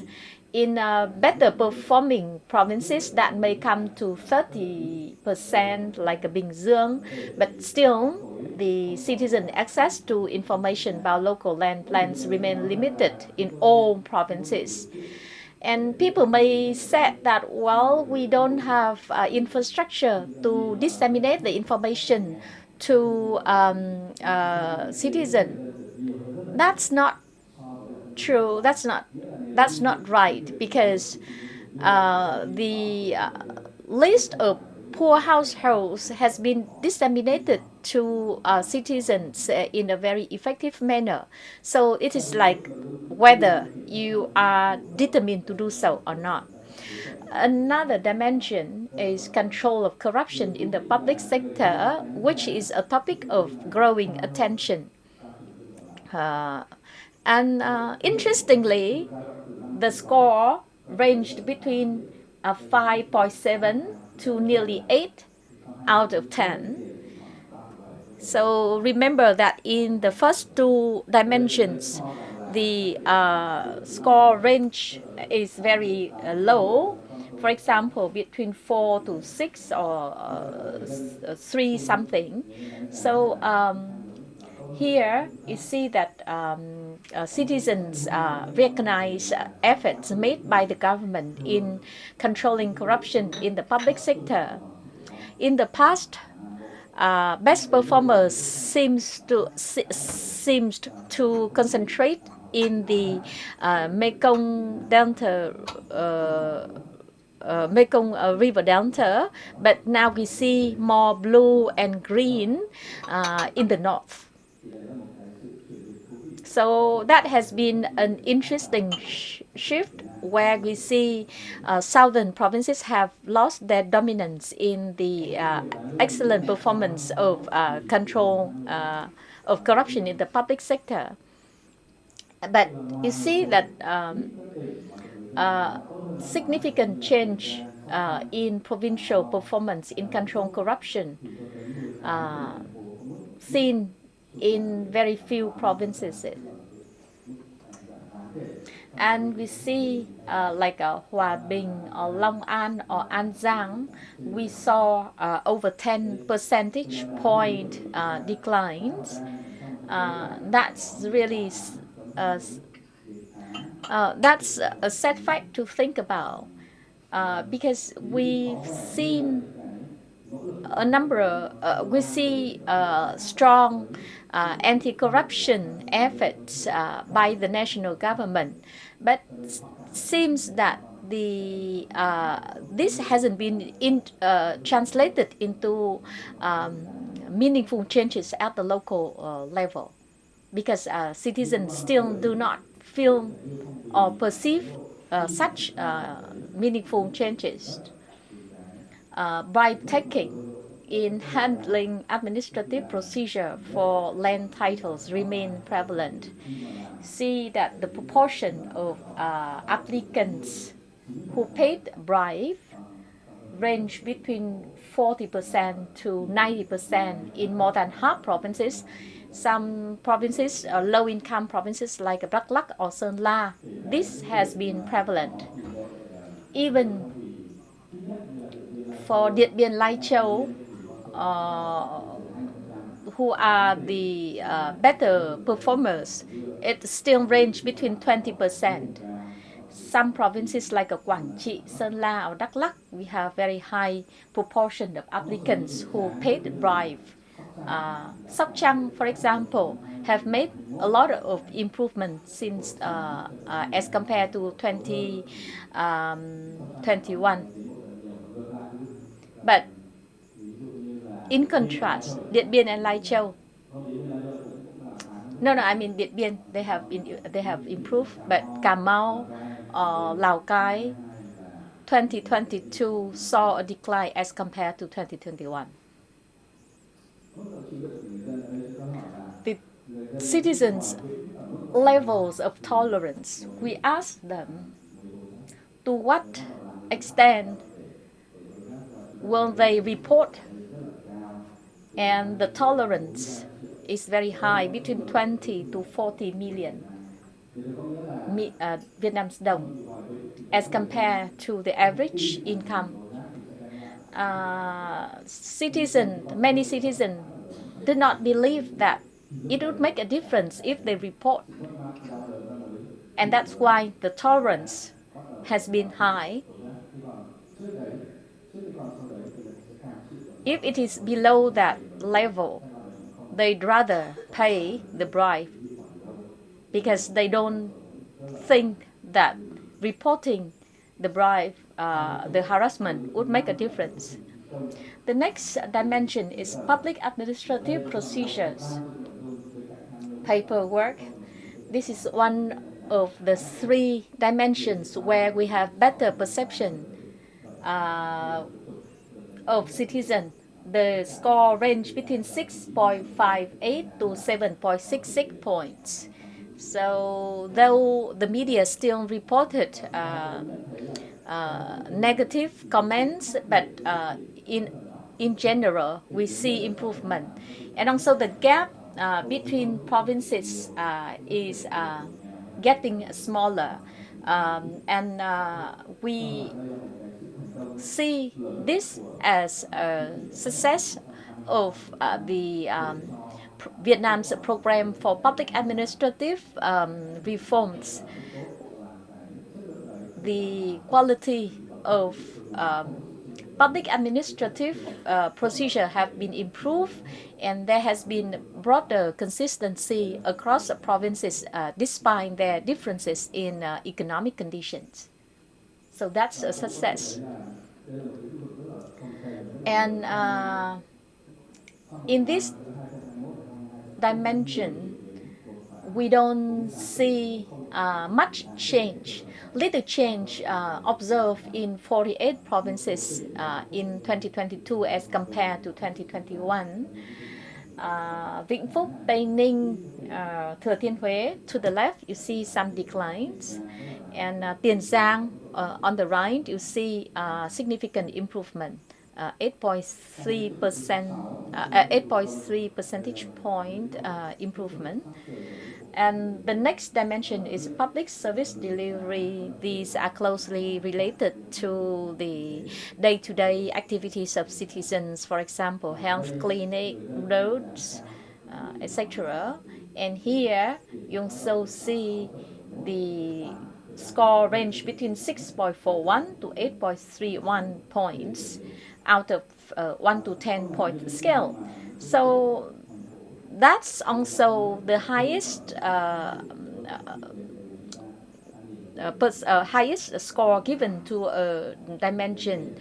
And you see that northern upland provinces and highland provinces, they tend to be in the lower performing groups due to challenges in geographical conditions. And we also saw some significant declines in 18 provinces. 18 provinces saw large decline. Lâm Đồng, Bình Phước, etc. You see. Some people may wonder that during the past few years, the media reported a lot of complaints about public service delivery, for example, lack of supplies or short supply in public hospitals. Why stagnation still we still saw the same level in 40 provinces. Well, what have been reported by the media seems to be more at the central level hospitals, but at the lower level, but the surveys try to find out about the assessment of the citizen of the district level hospitals rather than national level hospitals. Another way to look at this assessment, here we see 8 dimensions of the quality of public district hospitals.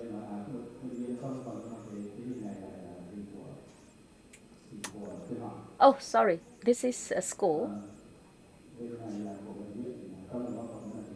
Oh, I'm sorry that we have some wrong wording here.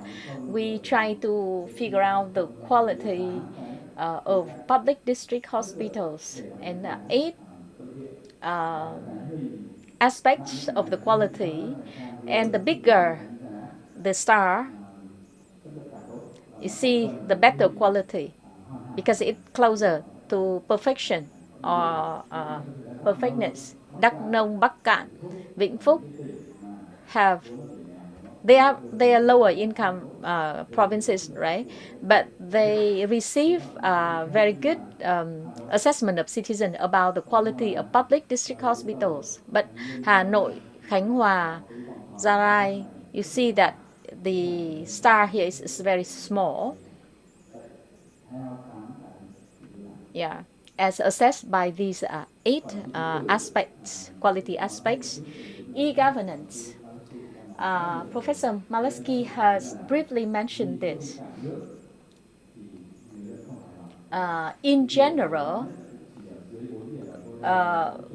citizens were not satisfied because this dimension has very low score.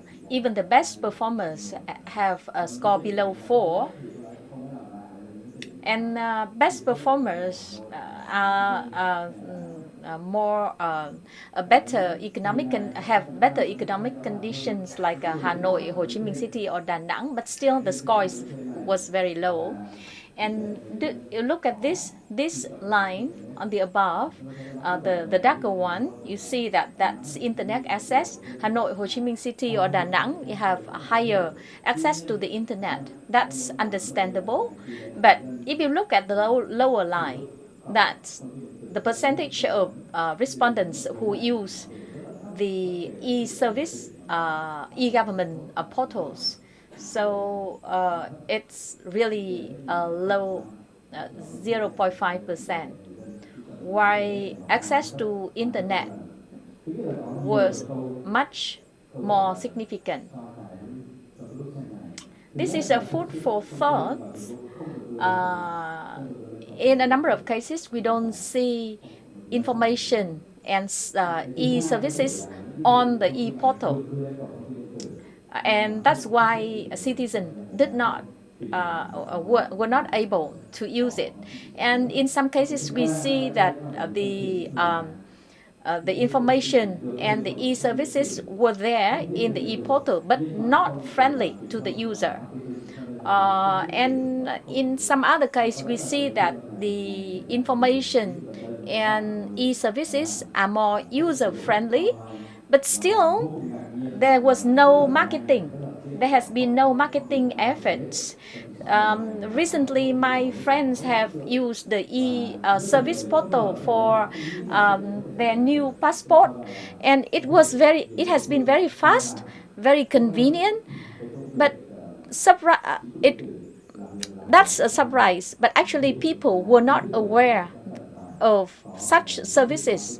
So it's really important to have marketing efforts to help to citizens to be aware of the availability of the services. And this is the overall performance. It's like a university entrance exam with 8 subjects or 8 tests, right? I'm sure that this is a map that a lot of you are interested in, and can see that the PAPI scores ranged between 38.8 to 47.88 out of the 10 to 80 point scale. So that's quite modest performance. Still ample room for improvement. And the gaps, the differences between lower performers and higher performers is still is limited. Most provinces are in the mid-tier. The higher performers provinces, like the blue and the green color, you see more in the north and center, north center, Hanoi. That's an interesting case because for many years Hanoi used to be in the 3rd or the 4th quartile, 3rd or 4th groups, but they have risen to higher performing groups, while Da Nang used to be in the blue color, but they have declined to the 2nd or 3rd group, while Ho Chi Minh City has never made their way to the top performers group. So for the first 3 dimensions that I've discussed, these are the dimensions where you see better assessment. But the scores here, actually the dimensions of corruption control, public administrative procedure, and public service deliveries are the one who receive the best score. E-governance and environment governance got the lowest score. And this slide shows the differences between the highest and lowest dimensional score. You see that for certain dimensions, for example, vertical accountability, you see the difference between provinces is not very big. But number one, number two, that is participation at local levels or transparency or corruption. These are the dimensions where you see greater differences. So that's also the role of the provincial leadership. And I mean, assessments and scoring is just part of the PAPI.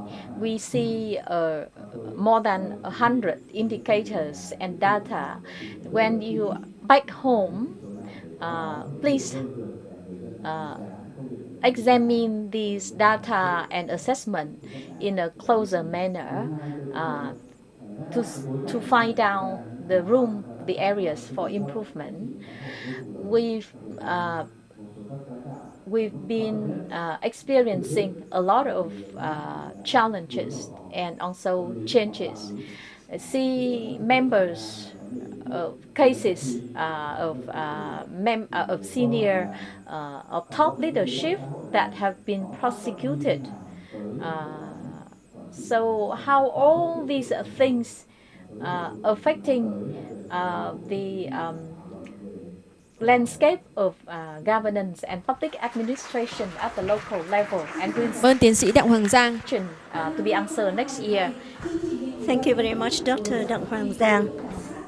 So PAPI continues to expand the scope of survey to include further respondents, and we have another initiative here under PAPI to understand the perspective of people with disability, and I'd like to invite Ms. Đào Thu Hương, Disability Officer at VNDP in Vietnam, with the key findings on this aspect.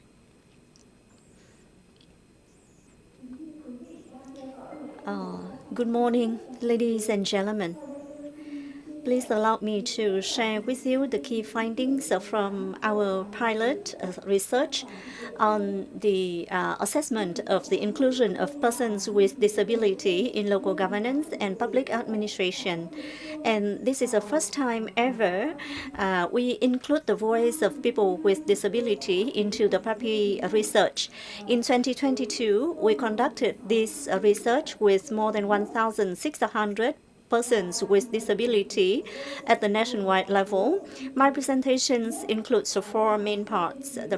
Firstly, I will share with you the research objectives.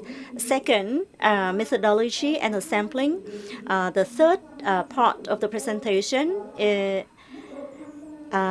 on the level of participation of people with disability at the local level, as well as their inclusion in public administrative procedures.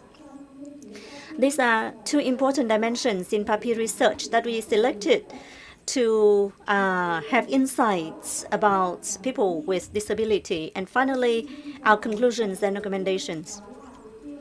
Firstly, objectives of this piece of research. We conduct this research in order to understand people with disabilities' views on the effectiveness of local governance and their experiences with public services. Second, we expect to see the strengthening of, we want to look at the increase of the participation of people with disability in monitoring local government's decision-making processes and look for including them into the local governance work. The findings of this research will also be put in as a perspective with the general findings of PAPI 2021, because this research is conducted in parallel with the PAPI survey 2022. That's why when we compiled the research reports, we only had the findings of PAPI 2021 PAPI report. That's why we refer the findings of our research to 2021 PAPI findings. Now I would like to share with you our methodology and a sample of this research. So our sample covers 19,472 people with disability, which is provided by UNDP from previous projects and via their work with people with disability in various provinces. This data is mostly derived from the central coastal provinces. Of this sample, more than 80% are people with severe disabilities, only 16% are with mild disabilities. So we see that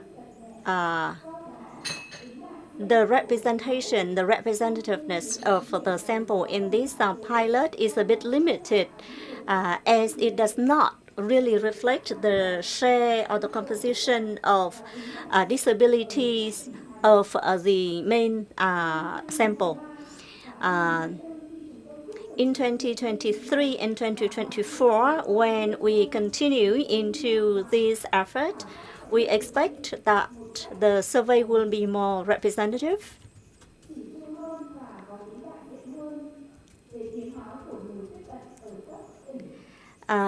So that we can reflect better and more proportionally the voices of people with disabilities at the provincial level. So 6 types of disabilities are included, and for each disability, 300 people are sampled, are taken into the sample. And one type of disability will be selected to represent people with a hearing and language disability. So for people with hearing and speech disability, we take samples from Bình Định southward due to dependence on the Southern Sign Language of the manual, because the sign language is not uniformly used across people with hearing and speech disability. So like the northern people using this language would not be able to understand the sign language in the south, in the southern provinces. So finally, we selected 1,627 people during our, and that is in the mid-range of our target sample from 12 to 1,800. And we conducted in-depth interviews with 18 people.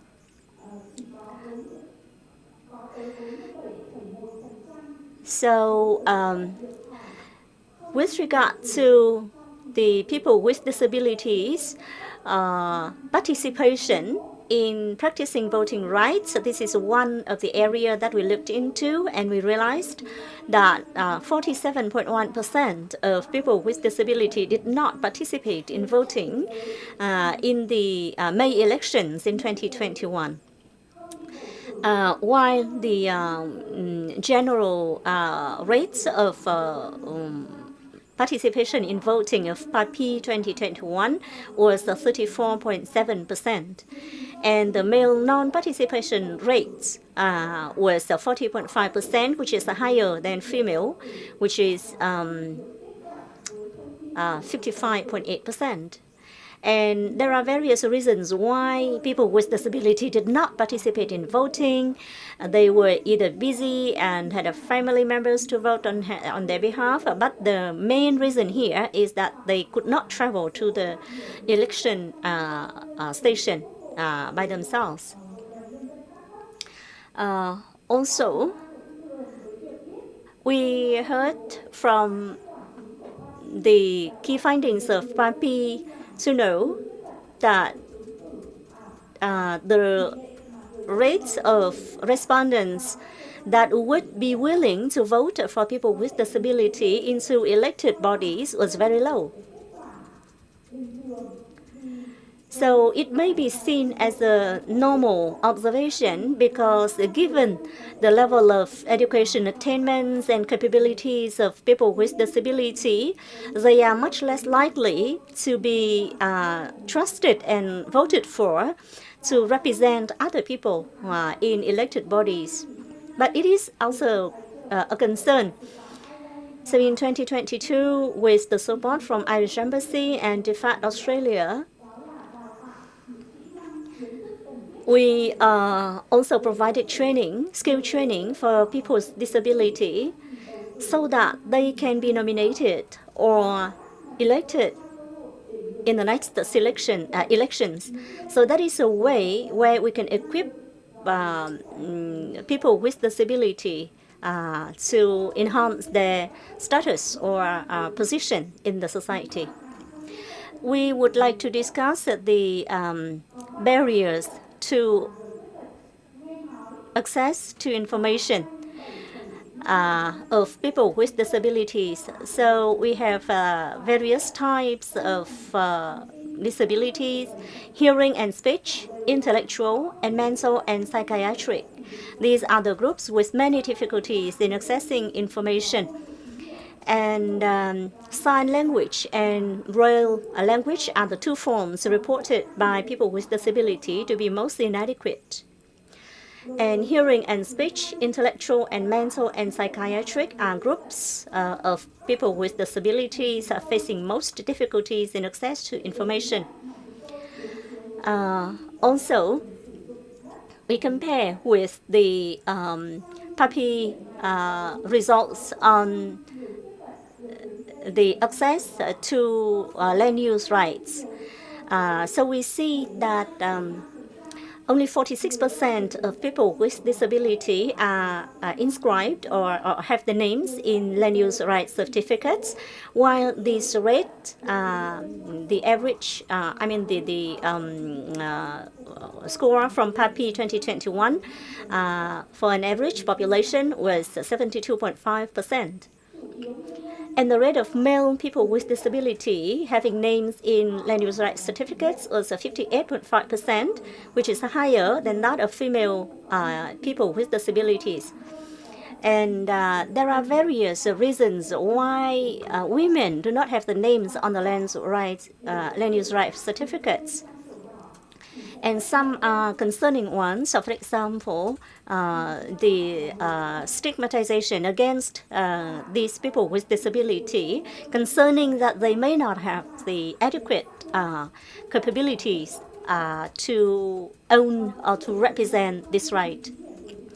And in many cases, in our pilot assessment, we see that the disability benefits are not provided sufficiently to people with disability.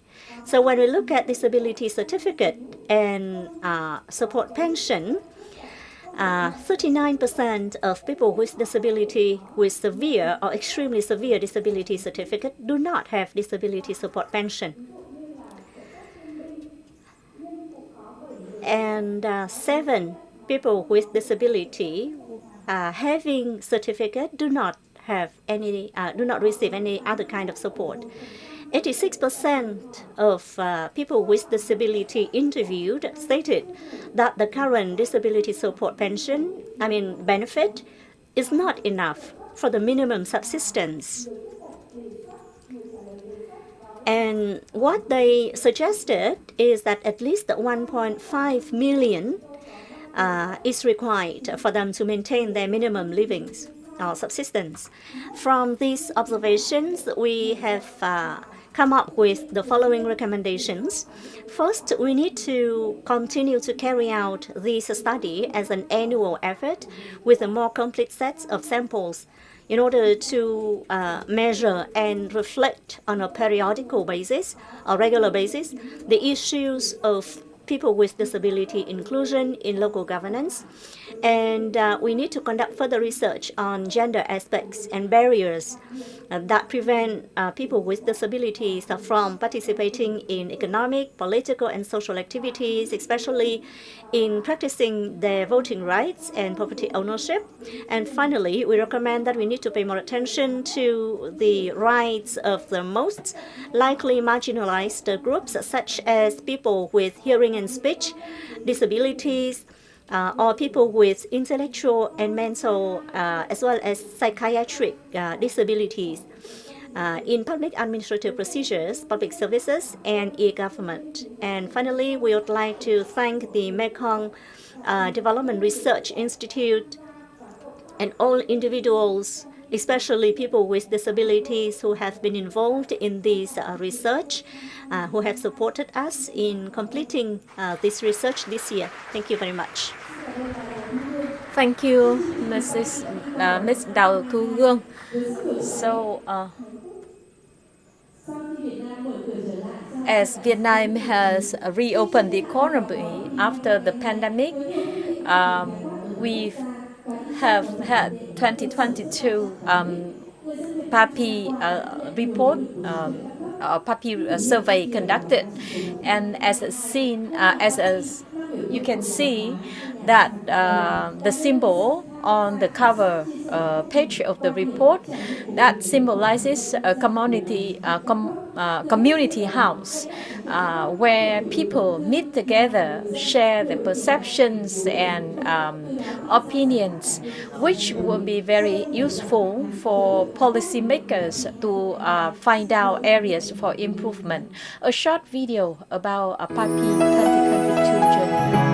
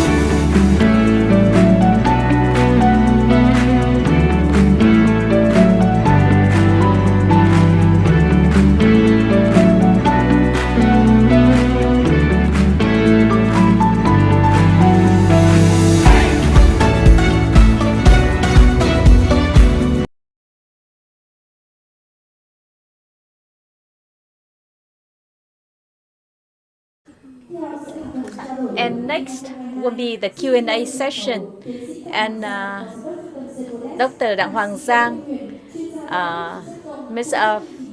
Đỗ Thanh Huyền, UNDP Policy Analyst, Dr. Malesky, Dr. Paul Schuler, and Dr. Trần Công Chính, yes. And Dr. Đặng Hoàng Giang will facilitate this session.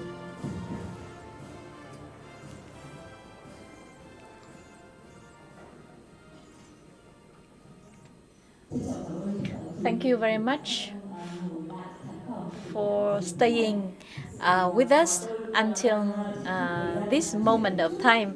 I just want to grab some minutes to talk to you while Mr. Zhang is still in an interview, but he's back.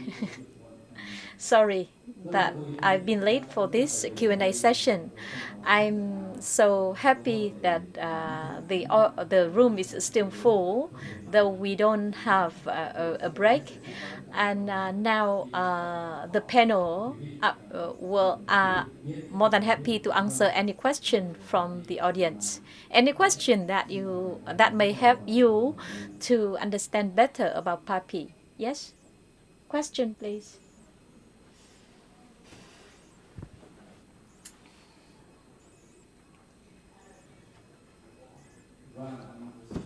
Mr. Chi, please. Someone to give him the microphone, please. Morning. I actually don't have any question, but I would like to make some comments. Ladies and gentlemen, I'm so impressed with the presentations and the findings of PAPI research, and I wish that this kind of study will continue far into the future. And most importantly, these findings must be taken to policy-making forums so that policymakers will utilize the recommendation to make changes for better life for citizens of Vietnam.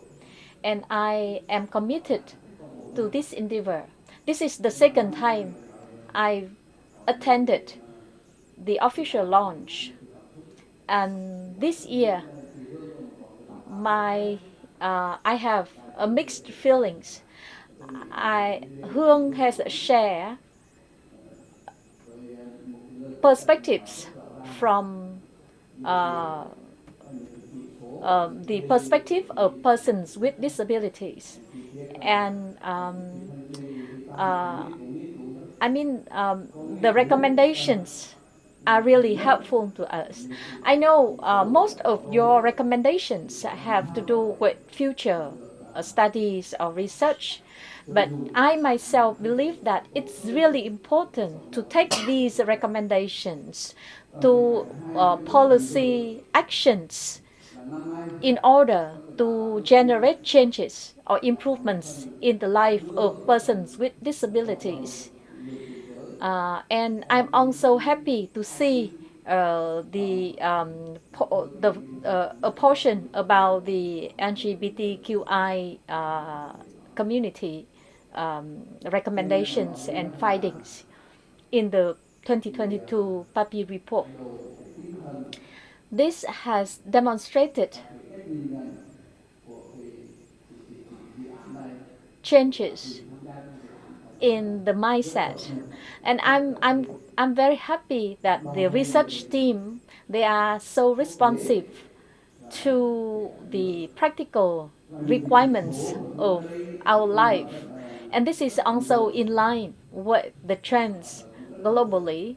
And the indicators here brought about meaningful information, and you know that the authorities are considering amendments or changes to the legislative framework to give better recognition of the community, LGBTQI community. And I'm also happy because most Vietnamese people, they are very progressive in their thinking. For example, when you ask them about their willingness to vote for a candidate who is ethnic minority or who comes from LGBTQI community or persons or candidates with disabilities, and willing and very willing, it's kind of 45% added together, right, of the respondents. they were supportive. So, I mean, close to half of the respondents expressed their willingness to vote for those candidates. So, the mindset, the perceptions of the Vietnamese population toward the LGBTQI community is changing. People start to be more supportive, and it has been 14 years in this PAPI journey, and I wish will be more research and more report like this into the future. Thank you. Thank you very much, Mr. Chi, current member of the Parliament from the Committee on Social Affairs, and every year 500 PAPI reports have been sent to the National Assembly's library for members of the Parliament, and I expect that these reports will be read with care by members of the Parliament.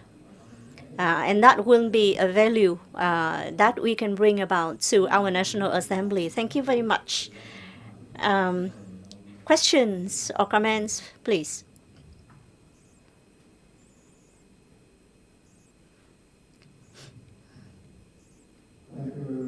Xin cảm ơn. Republic of Azerbaijan. First of all, I would like to thank for organization of this event, and as well as very informative presentations of our speakers and support from the side of our colleagues. My question will regard the respondents. 16,000 among the 100 million people of the population is not easy process to select these respondents. So what was the content, what was the structure of the respondents? How was your approach construed? I mean, when it comes to their representation of the regions, genders, professions, and it is also a very interesting question. Thank you very much. Okay, thank you for the question. This is a question we have thought about for many years in the beginning, and I would like Dr. Malevsky to give the answer. Yeah, sure. I think it's a great, and it's a really important question. So we, from the very beginning, have tried to get a sample that is reflective of the national population, but then also of lower level populations. And that's actually why the sample size is so large, is because we're trying to do it in a way that we can disaggregate quite far all the way down. So the way we do that is it's what you would call a clustered sampling strategy. So the first thing we do is every province we're going to work in, and then we always select the provincial capital, and then we select because we can't go to every single district in the country, but we want to make sure that it's representative. So then we do what's called probability proportion to size. So we select them randomly, weighted by the size of the population of each district, right? So think about districts get a lottery ticket depending on how large their population is. So the larger the population of a district, the more likely it is to be selected. And we select between 3 and I think how many districts in the 3, and then in the larger ones, like six in the larger ones. And then so we do that, and then we do that all the way down. So we cluster all the way down. So we go probability proportion to size in choosing communes, and then probability proportion to size in choosing the villages. And then once we get to the village level, then we do a random sample. So we draw a residency list, usually from the village head, to make sure we have the most current one. And then we do a random sample at that village level of current residents. And as I said in my speech, one of the things that we were worried about is the original sample was undersampling migrants. So now we're pulling all 4 residency lists, even temporary migrants, so that we make sure that we're representative at the migrant level too. So I think at this point you can say that we are extremely representative of the national population. The final thing I'll say, this is just technical, but I know there's a lot of researchers in the room. We also use survey weights. So, because there's going to be different response rates, different probabilities, so we include weights to make sure that that we're ensuring national representation and presidential representation at the lower levels, and those weights are based on census data. Yeah. Vâng ạ, xin mời vị nghiên cứu.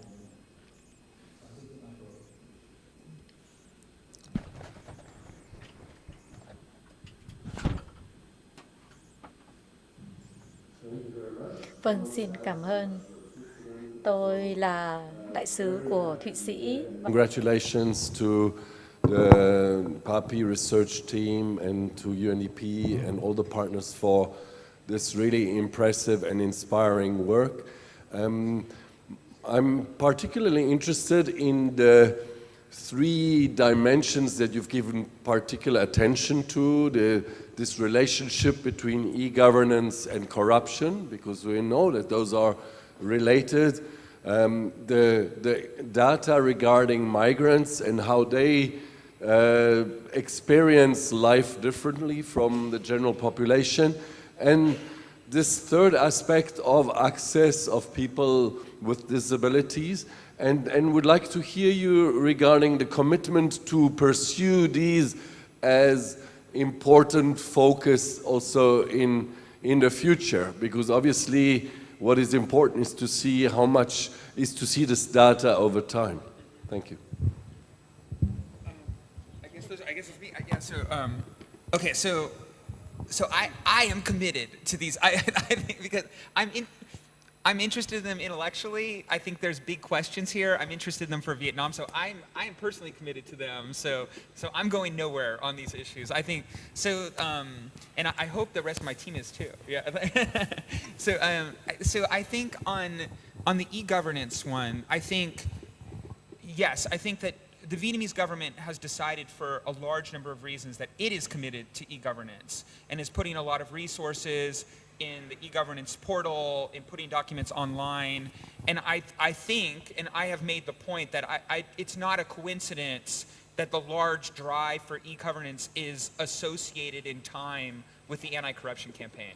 I think sometimes with the anti-corruption campaign, we get distracted by the blazing furnace and the big arrest stories, but there's a whole bunch of number of things that are taking place in terms of changes in party and government procedures, and then in terms of the Vietnamese government to removing discretion from these bureaucratic processes and streamlining them as a way of reducing opportunities for petty corruption. And I've heard that at a number of levels among Vietnamese decision makers, and I think that's what you're seeing here too. But I do think the question then is, the big question that I tried to frame in the presentation is, there's a trust gap that still needs to be filled about people putting vital information online, about people having a trust that it's going to be used, and also an information gap about people knowing that this could be a positive improvement over what they hid before. It's interesting that post-COVID that people went back to using standard procedures when there was a large spike in e-procedures during COVID. So, but I think but you're right that it's only something that can be studied over time. And essentially what we're looking at now is baseline data that we can track over time. So the migrant question I'll speak to, and then Huyen, I think maybe you can speak to or Zan can speak to. Yeah, on the migrant question, it's a critical question. I think I do think that it's important to understand that there are two very important types of migrants, and they are distinct in Vietnam. There are migrants that are moving for opportunities, and they're moving to industrial zones, or they're moving to cities like Da Nang, and those migrants are very different from the larger population. They tend to be more risk-taking, more entrepreneurial, and they're more likely to move again. So you see them move again. They're also great opportunity seekers. And then the second group, and those migrants I think are going to be okay. They are problem solvers naturally, and you see that they do well when they enter new communities. There's a second group of migrants, which are the push migrants, which are the migrants that are not moving by their own accord. They've been displaced by flooding, they've been displaced by droughts, as we're watching the climate change taking place in the Mekong Delta, those migrants don't have the skills They're not the same sort of entrepreneurial group, and they are going to need a lot more assistance. And you can see they're having trouble accessing basic services and getting access to information when they move to these new communities. And I think that's the target group for migrants that Vietnamese authorities and policymakers should be paying attention to. And it's also, unfortunately, the group where I suspect the changes are going to be the largest. And then I think it's, and as I said, I think this is a critical question. I'm committed to it. And Hu Yan, yeah. Vâng, chúng tôi cũng muốn chia sẻ một chút nữa, tức là từ khi since 2022, we started to include the temporary residents. We call it KT3 and KT4, who has a temporary residence status, long term, like over 12 months, and short term between shorter than 6 than a year, and we include them in our survey because we want to find out their motivation, their conditions, and their challenges. For example, Lâm Đồng has been a favorite destination for domestic migrants because they have good environment and climate, but it's also challenge for the local governments. And you know that we are moving toward the elimination of paper-based residential registration, and we hope that with changes in the legislative framework, we can ensure equity, we can achieve equity across Vietnamese residents, no matter where they reside in Vietnam. Just to add one more point between about the relationship between e-governance and petty corruption, PAPI, we pay attention to the two types of petty corruption. The first type has to do with the face-to-face interaction.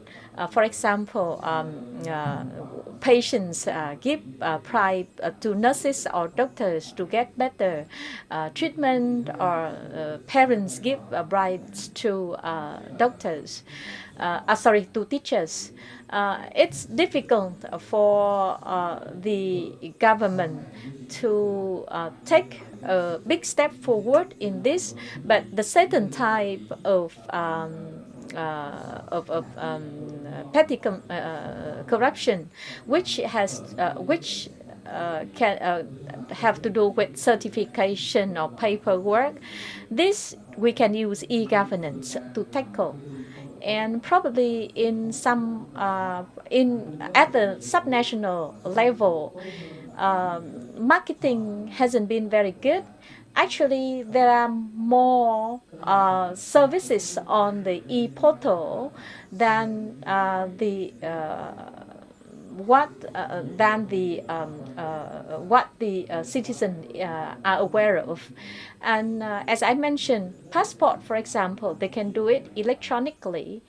When you change the passport, you can do it electronically very conveniently. Next questions, please.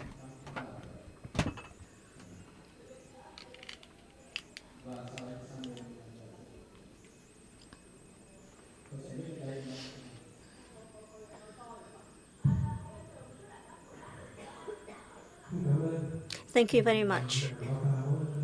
The report this year is very informative. And I would also like to share the view with Dr. Paul Schuler. And actually, dimension 4 and 6 are very important for us on anti-corruption and public services. So we know that for dimension 4, the government is highly committed. People are also highly supportive to anti-corruption efforts. Many efforts have been made. However, when assessing the performance, we see that the score or the performance was a decline compared to 2021. And I think that we need to look to dive deeper into these assessment, because there can be inertia in the public opinion. So 1 year lag may be too long. So if we see a decline in 2022 over 2021, then it matters, because if we provide these findings to other research teams for further insights, it may not really reflect the current situation. So I wonder if the assessment or the analysis can be much closer to the actual situations and conditions. If the assessment can look at the aspects that are more substantial or practical, for example, fairness and equity in appointment in the public sector, for example. So I think that we can use the data from this survey as the baseline for further insights. For dimension 6, we see a very interesting observation. There is a gap between internet use and the provision of the public e-services. And I think that there are two aspects here. In developing countries like Vietnam, we can develop softwares. We can use the softwares. However, the IT infrastructure may not be good enough to provide the e-services. However, we have to acknowledge that the IT infrastructures and the e-services are better being provided in Vietnam now. Then why people still cannot use these services? So I think that we need to understand the reasons behind all of these low performance or implementation to provide better policy recommendations to the government on e-governance. Thank you very much for your input. So I can read or interpret from your comments 2 points. First, the PAPI and the indicators used and the data as findings from PAPI will be used for further research. So I totally agree. If you look at the PAPI websites, you can find a section on the thematic research. So based on the PAPI data and findings, further research works are being conducted. For example, last year we worked with the VCCI in conducting an in-depth interview to understand what are the issues behind the poor performance of public procurement in the healthcare sector. So we conducted that type of research, and we have also posted the research report on our website. With regard to e-governments, we also pursued deeper with local governments. We've been working with the National Political Academy in conducting further research in order to understand why, given all our investments in IT infrastructures and e-government over the past 10 years, the usage is still that low. And Mr. Zhang also talked about it. And of the reasons that we found out, one of the key one is the limited investment at the commune level, where the interactions and exposure should take place most frequently. So while we may have invested significantly at the higher level, central and provincial level, much less investment have been made at the commune level. And second, capabilities of the commune officials. They need to be equipped with the skills as well, so that they can provide support to citizens to use the e-services. And 95% of the services e-services on the portal require support from the officials. Only 5% are self-conducted or launched by citizens. So this is the finding that we got from our surveys. So we see that currently the infrastructure at the commune level is still limited. The marketing efforts or communication efforts and education efforts at the commune at the local level has still been limited. So we need to ask further questions as to whether it is easy for citizens to use these e-services at the local level, and especially for more marginalized groups, ethnic minorities or others.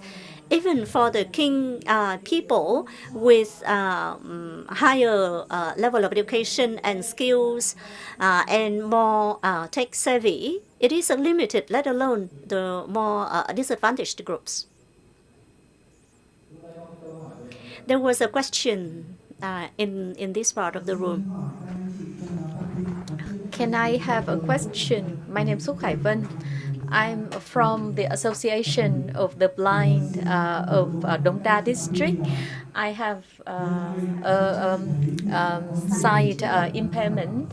I just want to find out the percentage of respondents of PAPI who are the blind, and any channels for the blind or the persons with disabilities to have access to the information from PAPI. Thank you, Khúc Khải Vân. Let me address this question.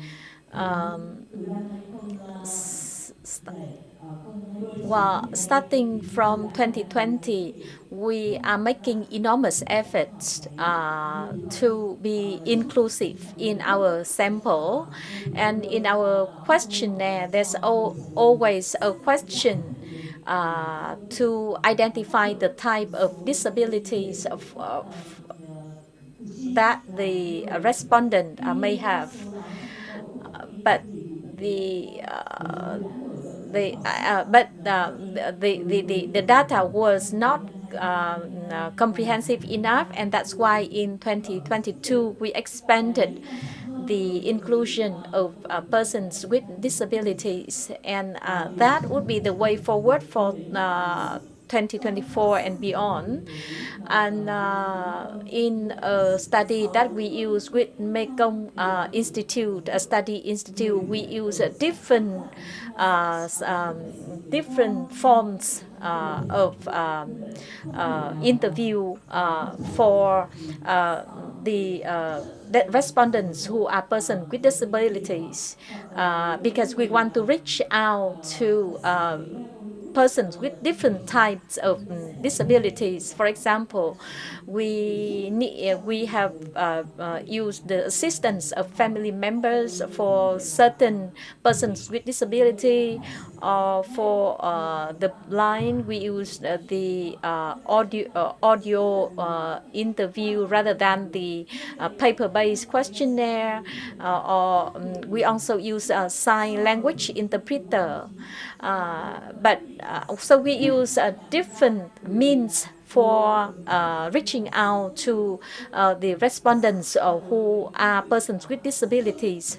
But that also implies some challenges in terms of comparability of the data or the sample. So this we have to address in the future. And the way we've implemented PAPI so far make it difficult for us to reach out to persons with disability, because we don't visit respondents in their house. Usually the interviews are conducted in a public house or public places, and that's also pose challenges to people with mobility disability.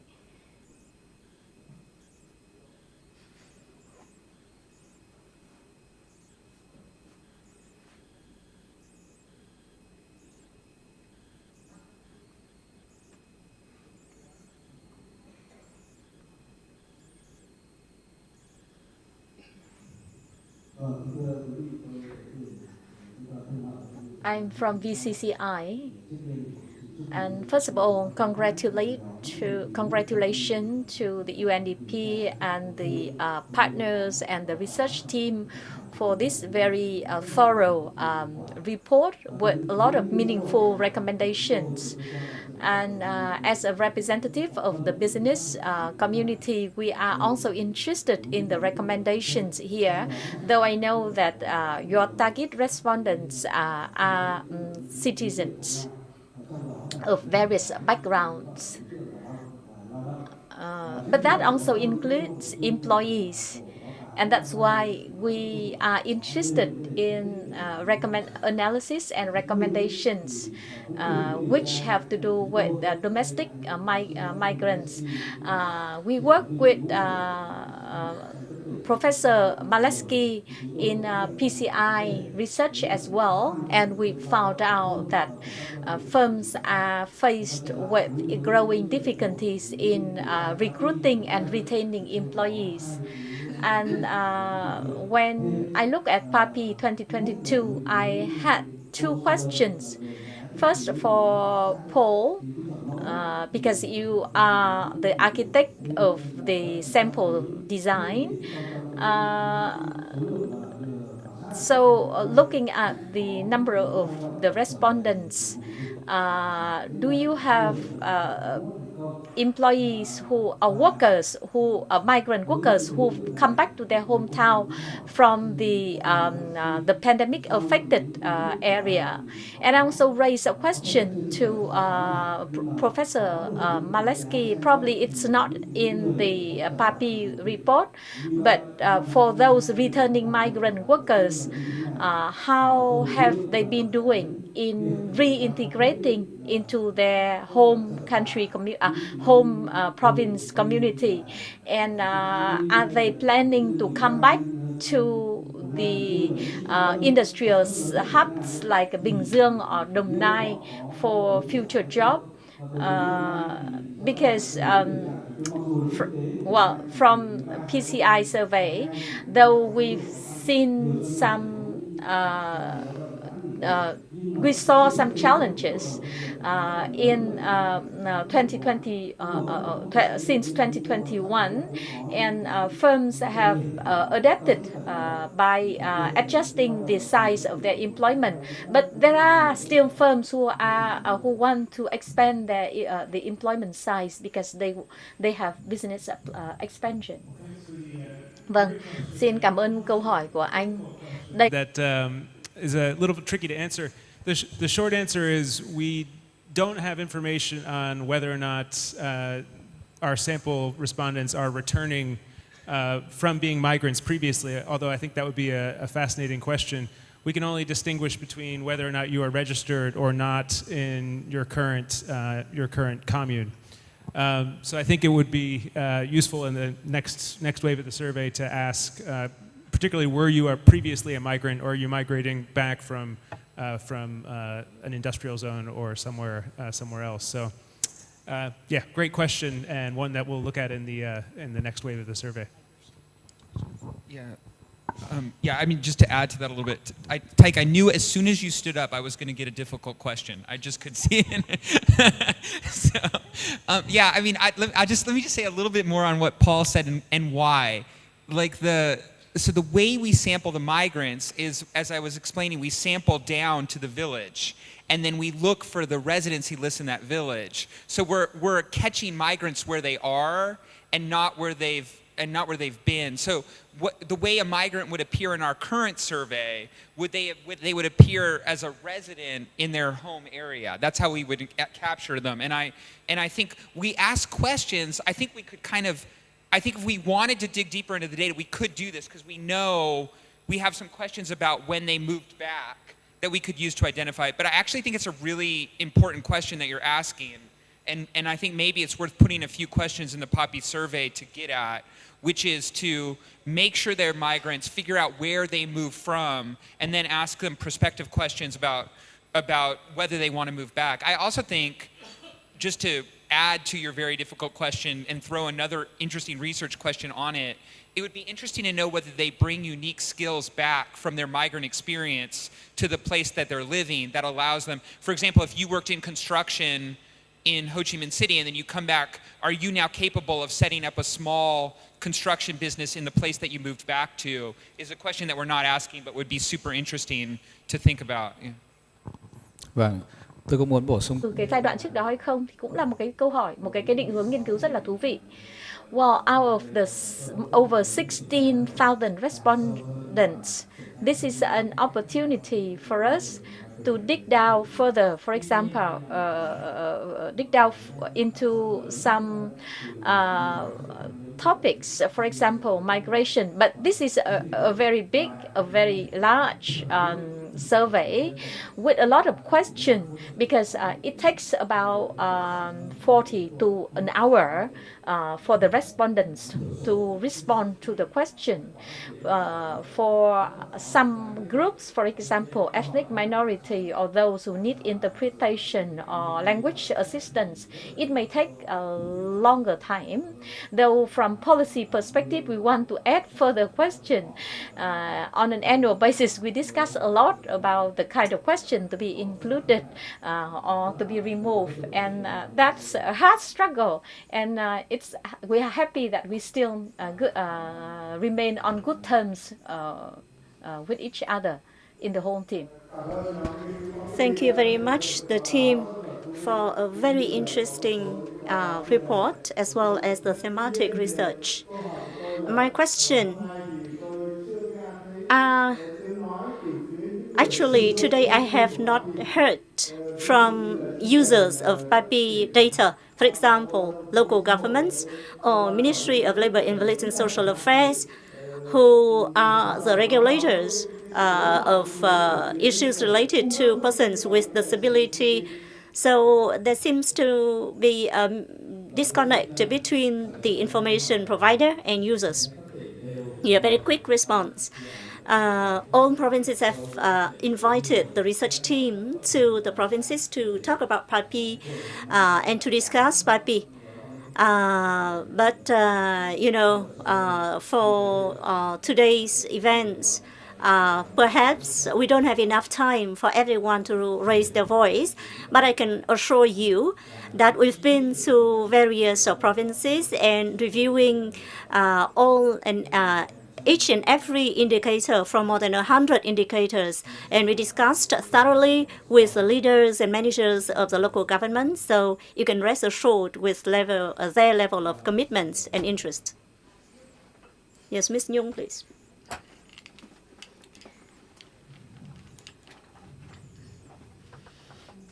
Yeah, thank you very much. I'm Doãn Hồng Nhung from Law School of National University of Hanoi. And in this official launch of 2022 PAPI, I'd like to share with you some thoughts and also ask one question. We can see great potentials of PAPI into the future, and the significance, the important role that PAPI will continue to be playing in improving governance in Vietnam. And I'm very impressed with the talking numbers of the PAPI research report. And I'm especially interested in the aspects of land use rights certificates and land information transparency, the publication of land use plans on the e-portals of governments. Actually, this has become a very important tool for citizens to be aware of the value of the land that they own or the house that they own. And I think that this is a very good avenue for people to be informed about values of their assets and also to be informed about their possible interactions with the government. It was very difficult for citizens to obtain land use rights certificates in the past. It took them years to obtain land use rights certificates, given all the complexities of administrative procedures, But now, if it takes only 10 to 15 days for a person to have their passport issued, I hope that same level of transparency will also be seen for land use rights certificates area, so that we can use this as the basis for enhancing the effectiveness of oversight function, which concerns the accountability of local governments. And I think that going forward, one very important area of PAPI is the increase in the level of attention by PAPI team to the issues related to ethnic minorities. And in the draft amended land law being at the present, there are two very important, significant aspects.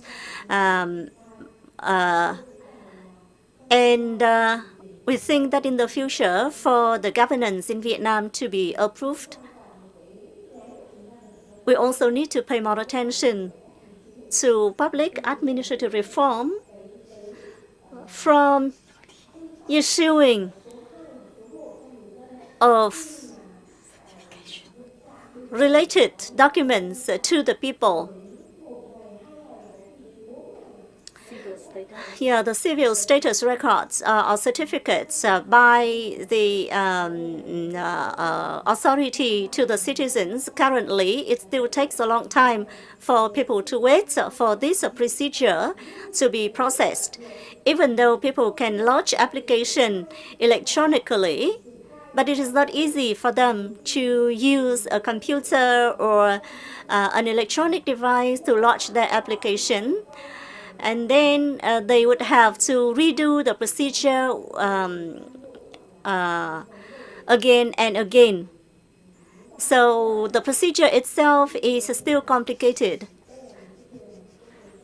So I think that there is still a room for improvement for the public administrative procedures that we also want to look at. We may need to look at in order to support the citizens. Tax and environmental aspects are also very important when it comes to mining activity and livelihoods for the people in those remote and far-flung areas, or land acquisition.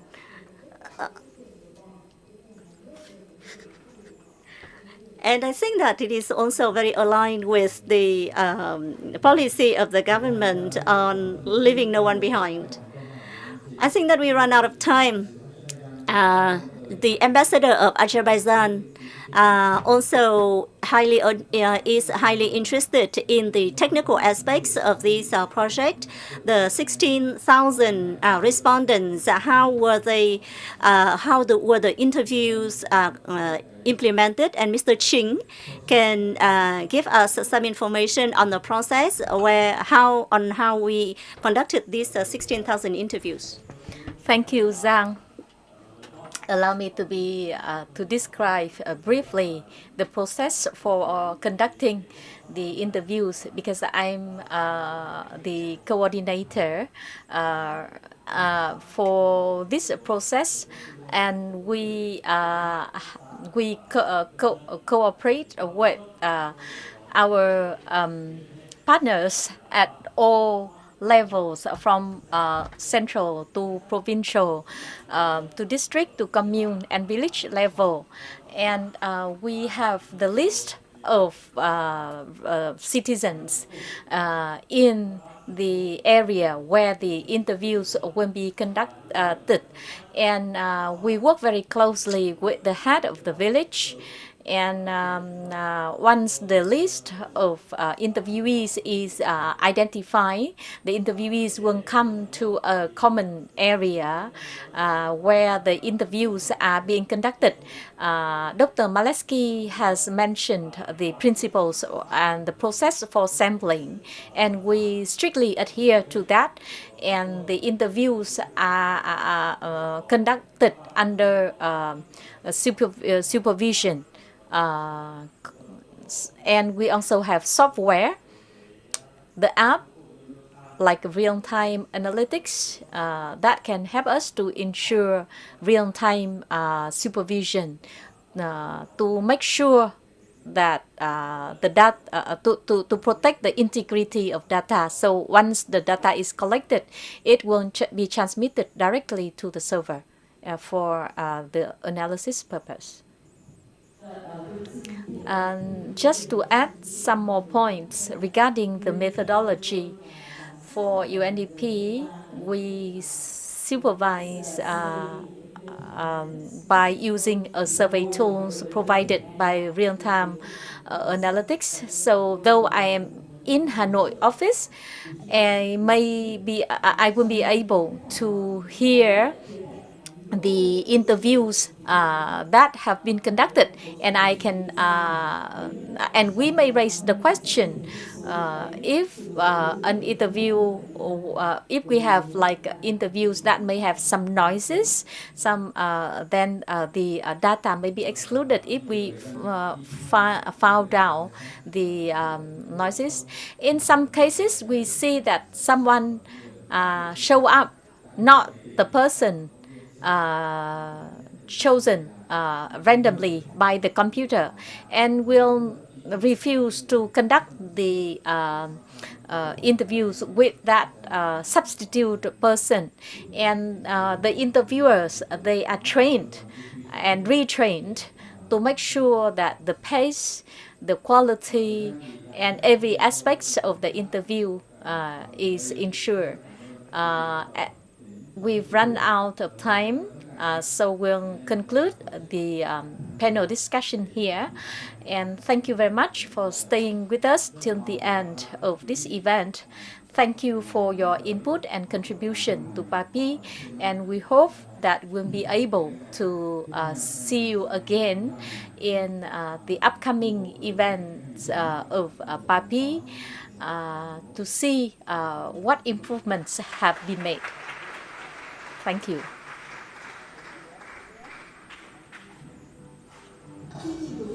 So that brings us to the end of the agenda. And please join us for a group photo up here.